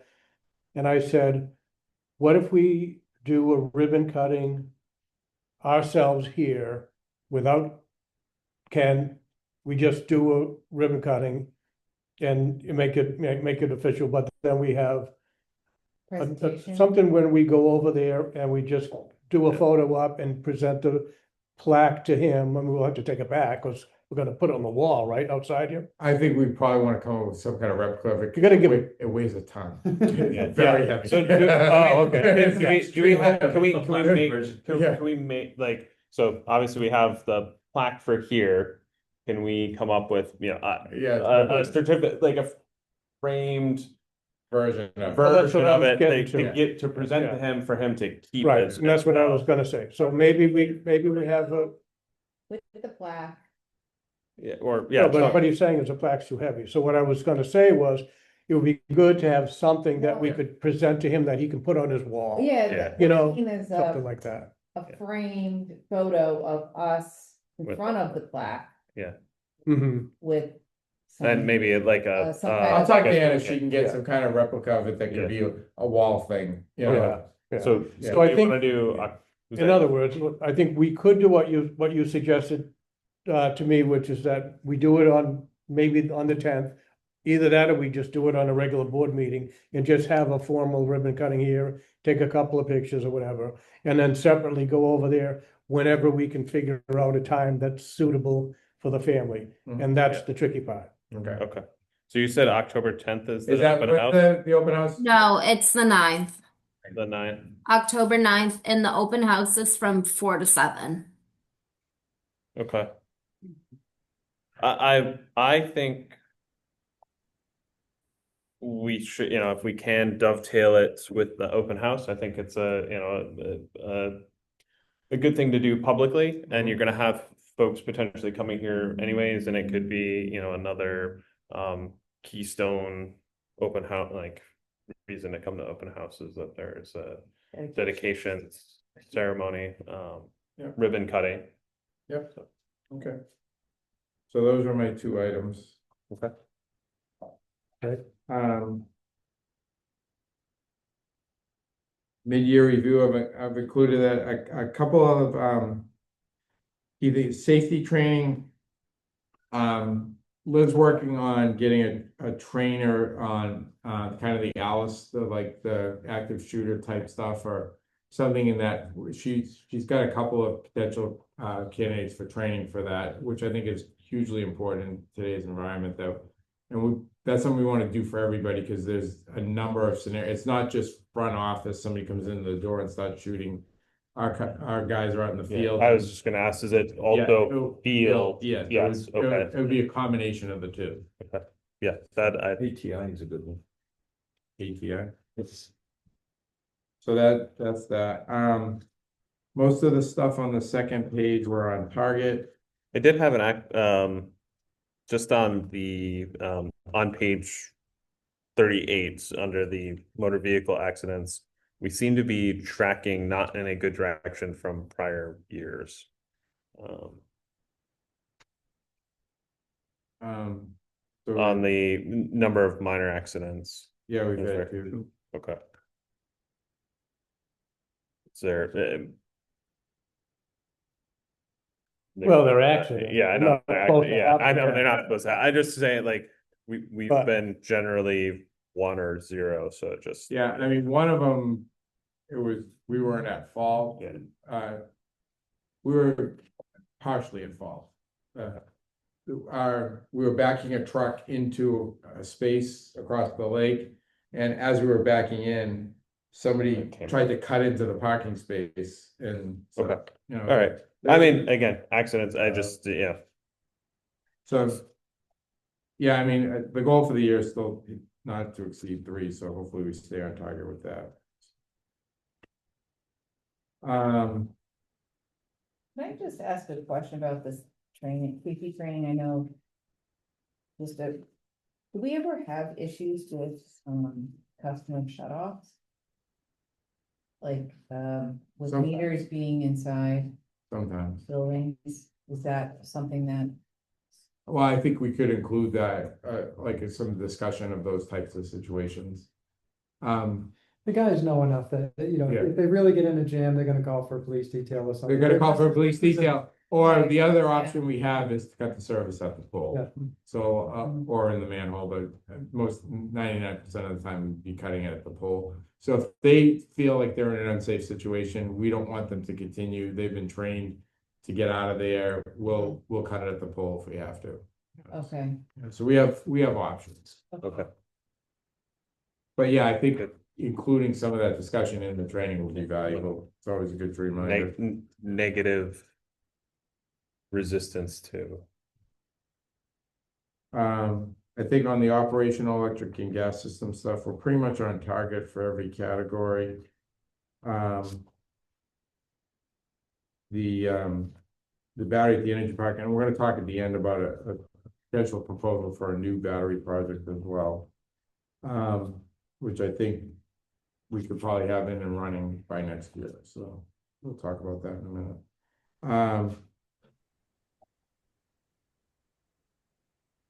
I think the one place that I think the next section, we're in pretty good shape. We've implemented some of these things and others we're working on. The updated websites in place, the commercial time of use, we're talking about the heat pump rate. So I think a lot of these things are either ongoing or completed. The one thing that we did talk about on the next page, which was in the financials, is the cash position.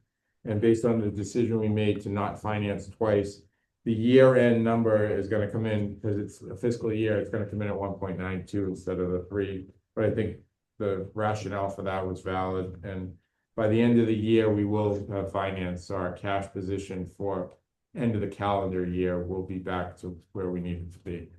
Next calendar year or is? This calendar year, by the end of the year. Thank you.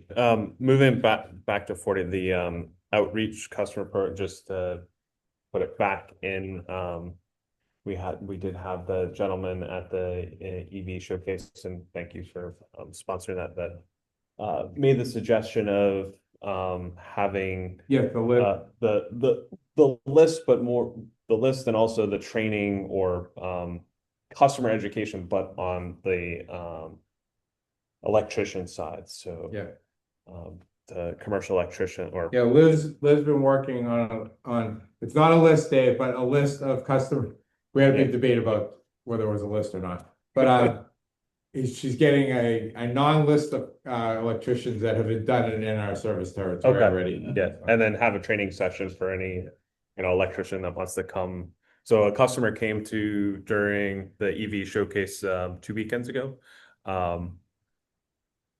asking for he had been struggling with finding electricians that could install the second meter for the EV time of use. Really? And it was more around, like, there was this whole range of quotes and electricians not necessarily understanding what the requirement was from us as a utility. So he'd asked for those electricians that had done it, because he was saying that some just were like, I don't know, just threw their hands up and didn't want to deal with that. So those that have already done work like that here in town, but also, kind of dovetailing that is we as utility have an informational session for any, electrician that wants to come and learn. Here's what good looks like in installing a second meter, and here's our requirements that we would require from a utility standpoint, not superseding any electrical code. Okay. I thought that might be We're a good gonna training treat it the same as we do with customers, installers on the solar side that we know have done it. So we don't recommend anybody, but we say these are people that have done it in Wakefield. Yeah.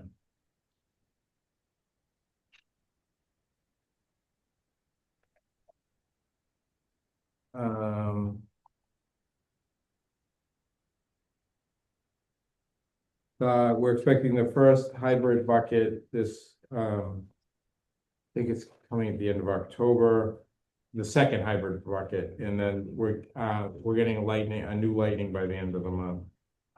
I'm not sure if there's anything else. I don't know if anybody had any questions about the updates at all.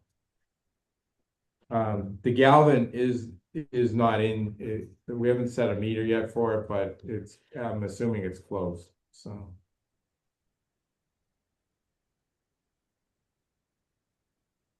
I haven't seen any action in the last 2 days. Yeah. It is behind schedule. I'm not sure the reason, but the town said it was behind schedule. So I don't know if we have any other questions about any of the actions. I did not. So.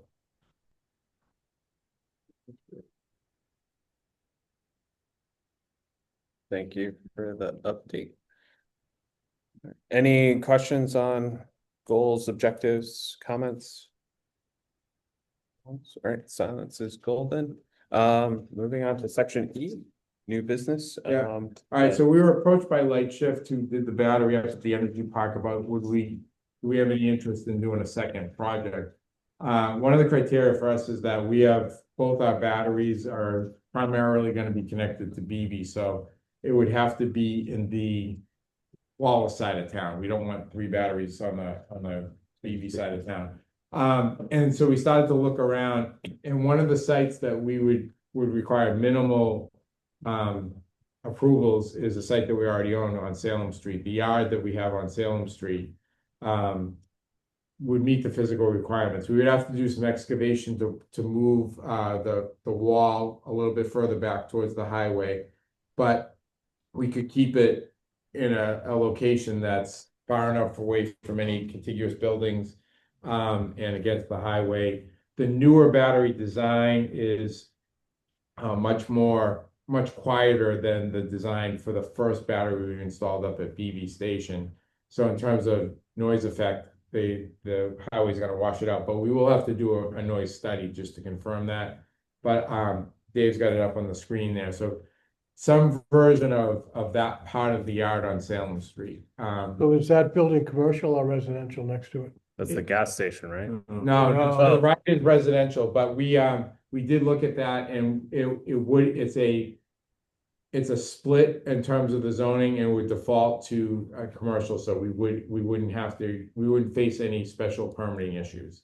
Because it would fall under the Oh, Yeah, but this isn't the substation. No, this is the yard. The yard where all the, Yeah. I can see all the switchgear. Okay, I was thinking it was. It's past the intersection, Yeah, right. according towards Linfield. Yeah. It's almost directly across, well, a little bit, not completely, from Kimball Lane, right on the Linfield line. It's a little bit Right. before I that. know it. So Linfield's this way. Taylor rental building. I know what it is. Yeah. I know exactly where it is. Yeah. But yeah, I mean, even if, I mean, you can say, well, they're quieter and it's commercially zoned, so we could get away with it. But if it's residents, living there, I don't know if I'd want to listen to that. It's quiet. very quiet. It's not like BB. BB is air cooled. These are liquid cooled. So there's a heat exchanger on the UPS side, not the UPS, but the inverter side over here. But these are all heat exchangers, and they're all liquid cooled. So they're much quieter than the air cooled unit that we have up at BB. Yeah, we'd be required to do a sound Yeah. study. Would there be any concern from the fire department Yeah. with the proximity of the battery to the apartment building? I don't think so, but that's one of the factors we would have to consider, making sure. Another option that could be included is to include a firewall on, don't move the picture yet, Dave, I'm just gonna point to the screen. But we could, if necessary, put a firewall just in this section. Yeah. So that it isolates, so that is an option. If there's concern of that would.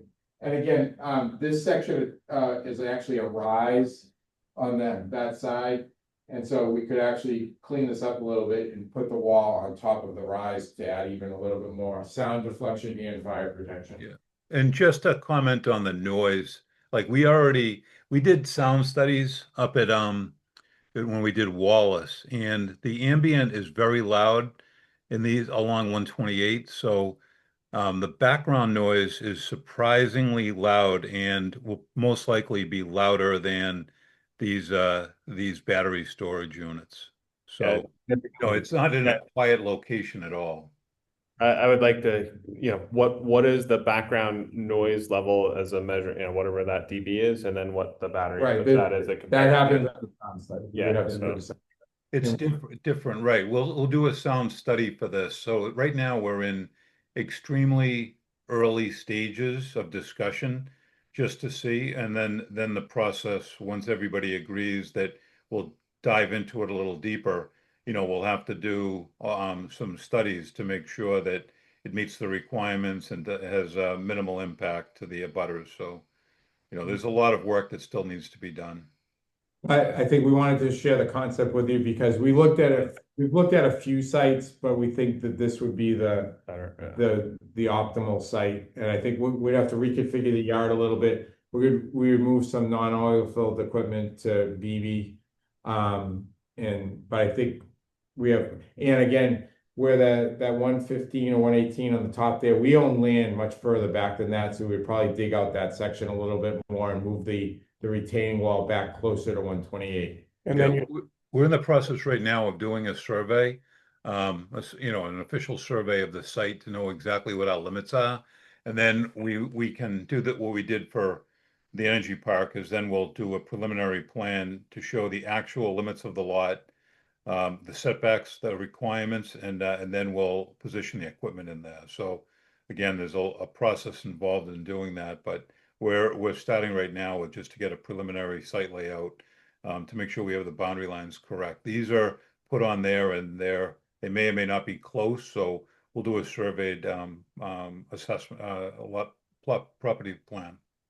And it might be getting further ahead. Would this be overhead connection or underground? It's overhead, so it would be, the overhead goes along the front of the property, and would have to do some very minor upgrades. We'll upgrade the primary that goes down the street, and then we'll tap off it. Right now, we'll add a recloser on one pole into the property, and then come from the recloser into the battery. So we have a preliminary electric design. We're evaluating that to make sure we know what the infrastructure work would be to connect it.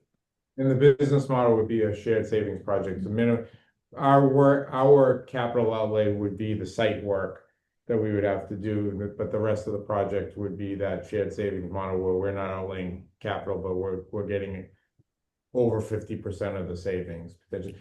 Another thing that would be unique about this is that we'll get the final number for the energy park. I think it was 51 or 52, Dave, somewhere around there. Yeah, I want to say 5149, but it in our favor. Yeah.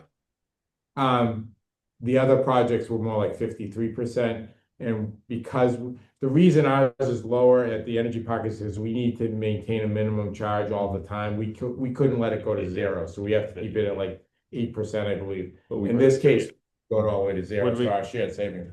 I know that they said that they were also doing getting phase payments for the energy part, which we don't get payment with this. Could we negotiate part of the shared saving for phase payment? What's a phase? What they were saying, like to keep they were getting capacity payment for the phase, like keeping it at 60 hertz. Frequency, sorry, frequency, not phase, frequency. Thank you. Frequency, yeah. That's where they make some of their money. Okay, so we would when you try to yeah. Yeah, if you negotiate that, then it just affects your split too, because that's so they're doing this work maybe get some arbitrage out of it. They get the frequency, they're in the frequency market, and then that helps fund their project. So I think it might impact us in a different way. They're not going to give anything up, so they'll still make their numbers work. Any concern from a loss of the laydown area? Like where would all that stock be going to? Well, that's what I was saying. So we would keep, if you look at the design there, the pole section would move. What our preliminary down here, the poles would move down here.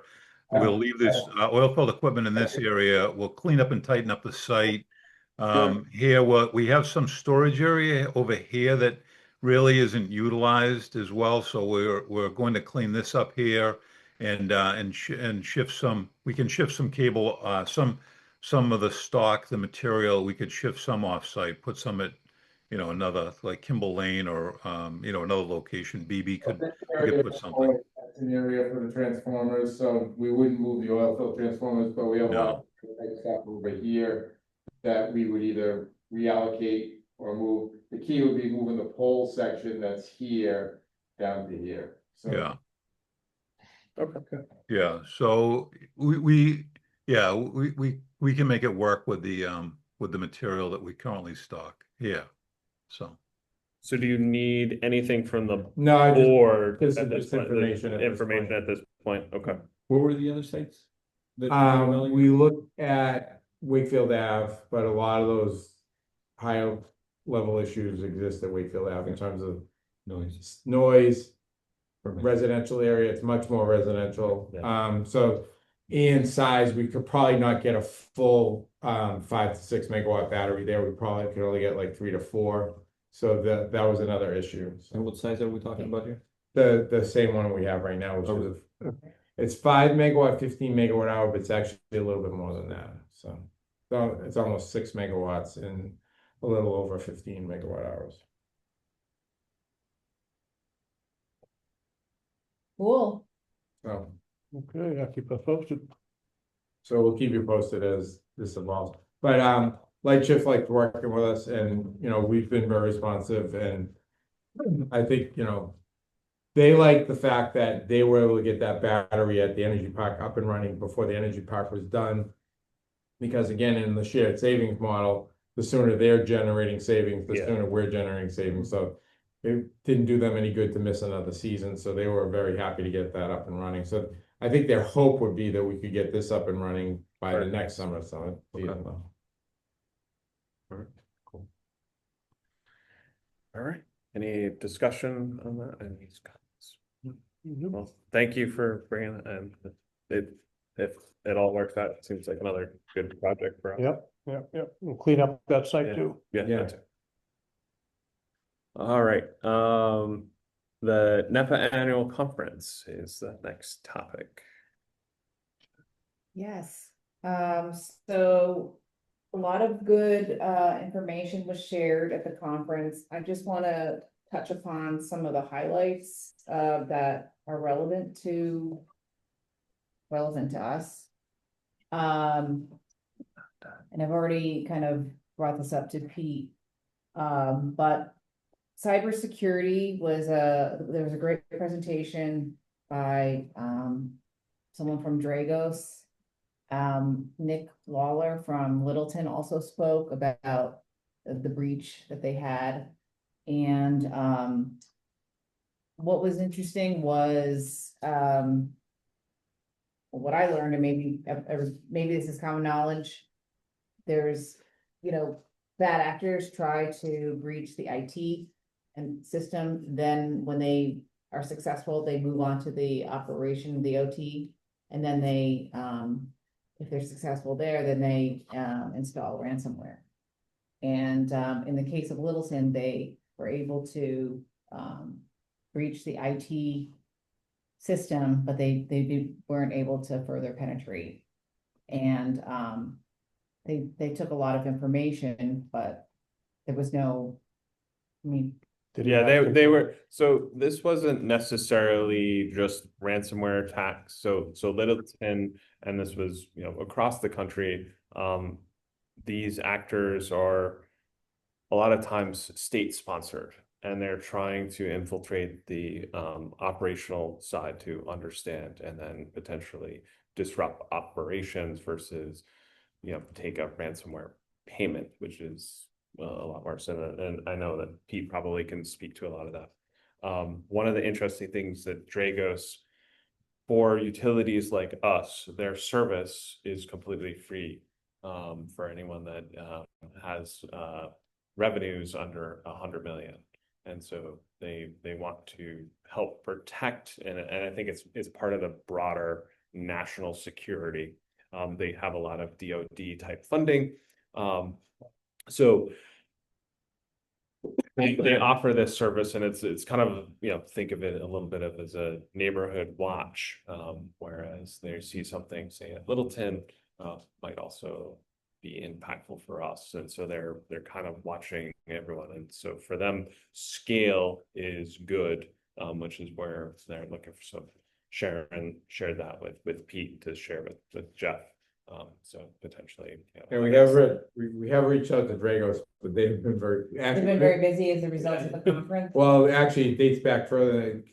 Jeff was talking to Littleton when the whole story came out, 6 months ago. Yeah. He's actually been trying to reach Dragos since then, so Oh, they haven't been. Really? It's good that they're advertising for more work, but they're Yeah, not they're very busy. responsive. Yeah, they're Okay. busy, but, Well- I I think we should at least have a conversation and see what they can offer from and I'll leave that to the staff. Mhm. But it was a good, session, things that's in my professional role, I'm very aware of, as well, that, but I think that we should take any and all help that we can get from that. Because it's, we're a small department, and when you're talking about state-sponsored bad actors, And whatever we do with them, if we do anything, we would have to do that in conjunction with the town or not? Because we have some Yeah. connectivity, right? Todd would be involved. Todd's the town IT manager, and Jeff and Todd work very closely together. Yeah, there's some places where we're completely isolated from the town, there's other places where we overlap and work with the town. Mhm. So we have to make sure that any assessment we do includes both sides of that. Okay. So, yeah, so they have a lot of free tools and resources, and, like one of them, they highlighted too, community defense program for electric, gas, and water utilities, less than 100 million in revenue. That includes their platform, the neighborhood keeper, the threat hunting services, this OT cert membership, which is, this prescriptive community. Go ahead. best practice. Like, they also here's best practices on how to secure your IT, and OT environments, as well. So some of it is not necessarily on the technology side. Some of it is very much operational in terms of people and process, and putting those, making sure they're If they IT call us process. back, we'll talk to them. Yeah. The So- card, I gave you the card of the Yeah. one that spoke. She's not returning calls. Okay.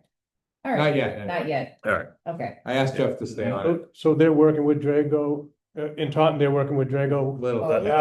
Littleton. Yeah. Yeah. But they weren't working with Littleton. So it was interesting. So Littleton was in the middle of, so they were already engaged with Dragos and putting their infrastructure in place when the FBI notified them. So they weren't Oh, up wow. and running. It just happened to be let's say, so part of their, not to delve too deep, but part of they look at what normal is. So they get in the Mhm. environment and kind of see what things are, and then from there they can say, oh, there's Detect that something. they detect bad actors. They were in the initial phases when the FBI reached out to Littleton to say, hey, we know that you've been compromised. That sounds suspiciously like when our house was broken into a couple of times when I was a kid. Because the police had said, if you're going away for the summer, let us know, so we'll watch your house. 2 years in a row, they broke into our house. Yeah. And then my father never told them again that we were leaving for the summer, and we never got broken into again. So maybe we don't want Drago answering our phone. Well, I don't know. We'll make some evaluation. Yeah, but yeah, we'll leave that up to Jeff. Yeah. But it was a good That's session. Just a couple other things. So there was a good legislative update by the lobbyist McGuire Whitney. And they talked about the solar tax credits. So I was thinking about the high schools in Galvin. And so we know that they expire at the end of this year, but there is an eligibility test to make sure that we, qualify for those IRA tax credits. And there were two tests. One was like you need to spend 5% of your budget of the project. You demonstrate that. And the other is starting physical work. So they did away with, the Trump administration did away with the 5% budget test. So if we could prove, that we've started some kind of physical work on these projects, then we could get that benefit. And I checked with Pete, even though the solar projects are owned by us, we still qualify as a mini. Potentially, yeah, I'm just not sure what the minimum qualification for the construction started, because we're definitely not doing them until late spring or early summer. The projects themselves, but will the work up front that's being done in terms of being solar ready count? Yeah, so then, It's not just installation. Yeah, the prior was if you had 5% of your spends, which could have been just ordering, you know, entering in the contract would have been yeah, we definitely. sufficient. They've removed that. It is now like Oh. literally you need shovels in ground. You need to show work. And then as part of at a macro level, administration is happy to have tension around all of these things. So whether or not you know, they may not want to necessarily resolve these things in a timely fashion. So they're happy to have tension where that has not been the normal operating procedure historically. So this was new news. It's came out just before the conference, and so it's good just to be on top of that. Also the grant funding. So for, everybody knows that not just the conditional awards, but the possible termination of existing grants and awards that the funds have already been obligated. So where the recipient has already entered into the contract. I doubt that that's going to be the case with our gas. Yeah, pipeline, we've still but- been, Joe and Raven and Sarah have been proceeding on the path on the second project. We've received 100% of our funds from the first project. And the second one is moving along. Our hope is to be doing that next spring. So as long as nothing derails it. Did you talk to Joey about that direction? The DOT is coming out to audit that. Yeah, Really? the end of the month. Okay. Yeah. We're gonna keep trying. So if the grant. We have the money, we're in charge. You got, it's, no, it's I don't know what they're gonna audit, it's already buried in the ground. Yeah. It's not, this is the trenching is filled in. Audit Yeah. finances, no? The invoices? They didn't say. Joe's gonna walk every inch of the trenching. Again, that's was kind of to the macro level that they were saying is that they're happy to have tension. We'll Do show these things like worse. audits that are But, yeah, I mean, so we'll just, if a grant or award is canceled, it's possible to appeal to a court of federal claims. I did not know that, but anyways, and then tariffs. She mentioned, that, the 10% tariffs in Canada and Mexico, most products are exempted, including hydroelectric power. Just wanted to get that on the record, because we had some questions about that earlier. That doesn't mean that they're not shutting off the switch whenever they feel like it. And so our relationship with Hydro-Quebec is tenuous at best, and we're working closely with you guys on, Yeah. because National Grid is actually the We are the- receiver, and we're a subset of that, so you guys are kind of the lead on those conversations, but they've been less than cooperative or less than helpful. Is that just because of the political environment or? 100%. Okay. 100%. Okay. And just as a side note, don't go to Canada to play softball in the near future, because Oh, really? yeah, we went up there in July and it was not fun. We were not very welcome. Wow. That surprises me, because I thought they were saying, you guys can come up here, we're not going down there, but you can come up No, here. there was a couple umpires and administrators that didn't really like us. No, we were up there with 14-year-old girls, so it wasn't like we were like rabble rousing. Yeah, They right, just- right. But we haven't had any other issues with tariffs in terms of Not so supply far, or. not so equipment. far. Not so far. Nothing. Everything that we've bid has not, they haven't come back and tried to reassess or change or call, any kind of eminent domain or, what do you call it? The other legal term, What, force majeure? force majeure. Okay. Was there, and I don't, not to, interrupt what your line of thought is, but, did anything come up about the hydro, the offshore wind, I'm sorry, the offshore wind? Yeah. Because that can affect us too. But Did that come up at all? and it came up in the legality, and actually the revolution at that time hadn't been canceled yet. It was brought up that, the contracts are being canceled, the leases were, under scrutiny. That's, again, at the macro level, tension, they're happy to go to court. And it was, basically the long and short was, it is going to impact rates. It's just that these projects are massive amounts of megawatts being not built and coming online. So they didn't really have this is exactly what's going to happen. It was more, there is going to be an impact, and it isn't going to be on the negatives side. And I think that kind of dovetails into there is legislative, what's the term?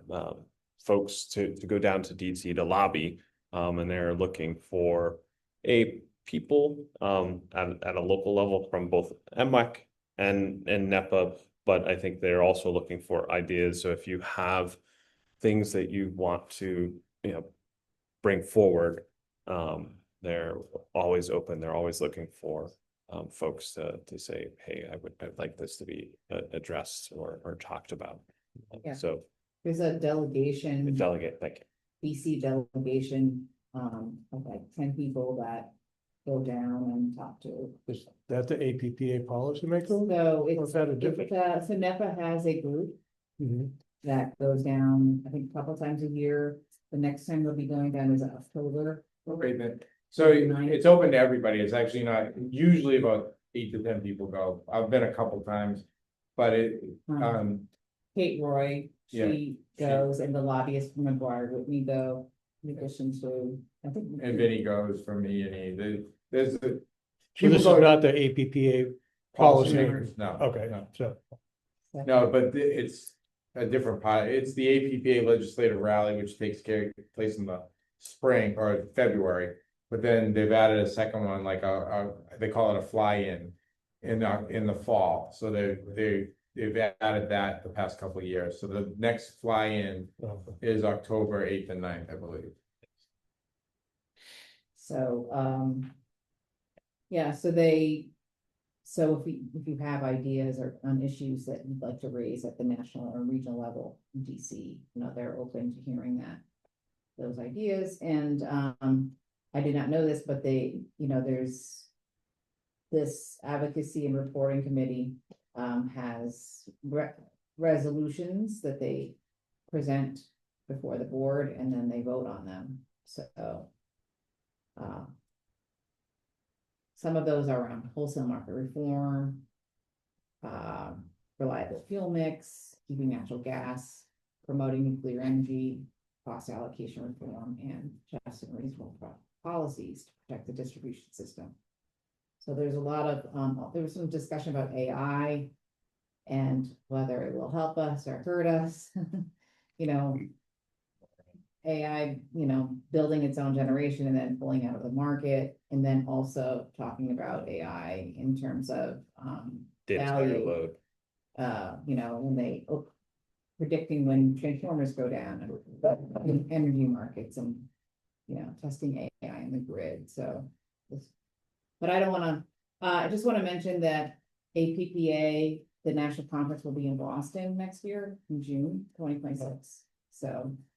And shout out to Pete, the national rep, working with communities and IOUs on security of the grid and grid awareness. And APPA advocacy in 2025, the message is around affordability and reliability. That's the key message. I just want to talk about also some of the vendors that, in addition to Dragos, there were some vendors that focused on customer support for C&I customers. And they do not just audits, but They focus on implementation and doing financial analyses, and implementation of like more operational side, and introducing new technologies. So I don't know if this could be a bolt-on service that you might want to look into when I share the information with you. And then the other topic, a big topic I think, is heat pumps and great design versus heat pump incentives. So we talked a lot about that already. So did I miss anything? The only other thing was from, and I don't think it's a surprise to anyone, but at policy level, the kind of the thumb on the scale is on the nuclear side. Did have a whole session on small modular reactors. Obviously not us at this scale, but I think looking at the region, and if you had to look in a crystal ball at the moment, that's where they're looking to replace the solar and wind capacity is no longer being built. And so they're that's where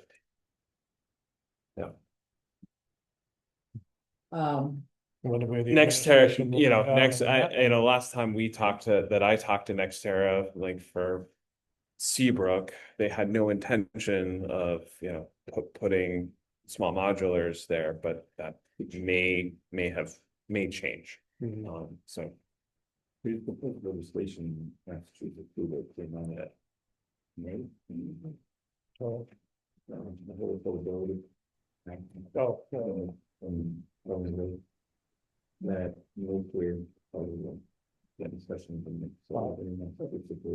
Keeping existing nuclear. So it's a shift. Yeah, the landscape is changing rapidly. It was kind of the theme. Sad part is in a few years, it's gonna shift back again. That's the real problem. Hey, Eldon, we could not hear you on the line a second ago. All we heard is, ooh, wow. So can you repeat that? Sorry. No, I was saying that as part of a proposed legislation that was rolled out in May of 2025, modular nuclear is in the mix, or is part of the discussion that the Healy and Driscoll administration have enabled. Okay, thank you. And then just to add to that, in addition to nuclear, geothermal storage, hydropower, those IRA tax incentives are still in play, and there's a longer runway for those types of projects.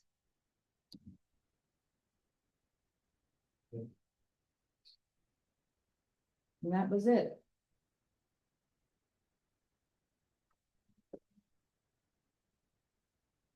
Any comments or questions on? So just the open house, we're gonna have as part of Public Power Week is on the 9th.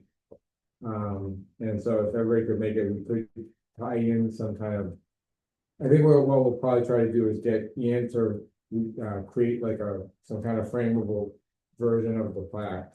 And then we'll probably mount the plaque on the building, and maybe we'll do some kind of ribbon cutting or pose in front of it or something that day. Or a video of the ribbon cutting. Yeah. All right. Any matters not anticipated? Right. Okay. I will take a motion to adjourn. I'll make a motion that we adjourn tonight's meeting. I'll second that. Roll call. Commissioner Clay? Aye. Aye. Aye. Aye. We are adjourned. Thank you, everyone. In the minutes for those votes that we did take, we need to just say it was recorded as a roll call vote, so it's noted in there. Thank you. Thank you. Thank you. Have a good night. Thank you. Good night. Night.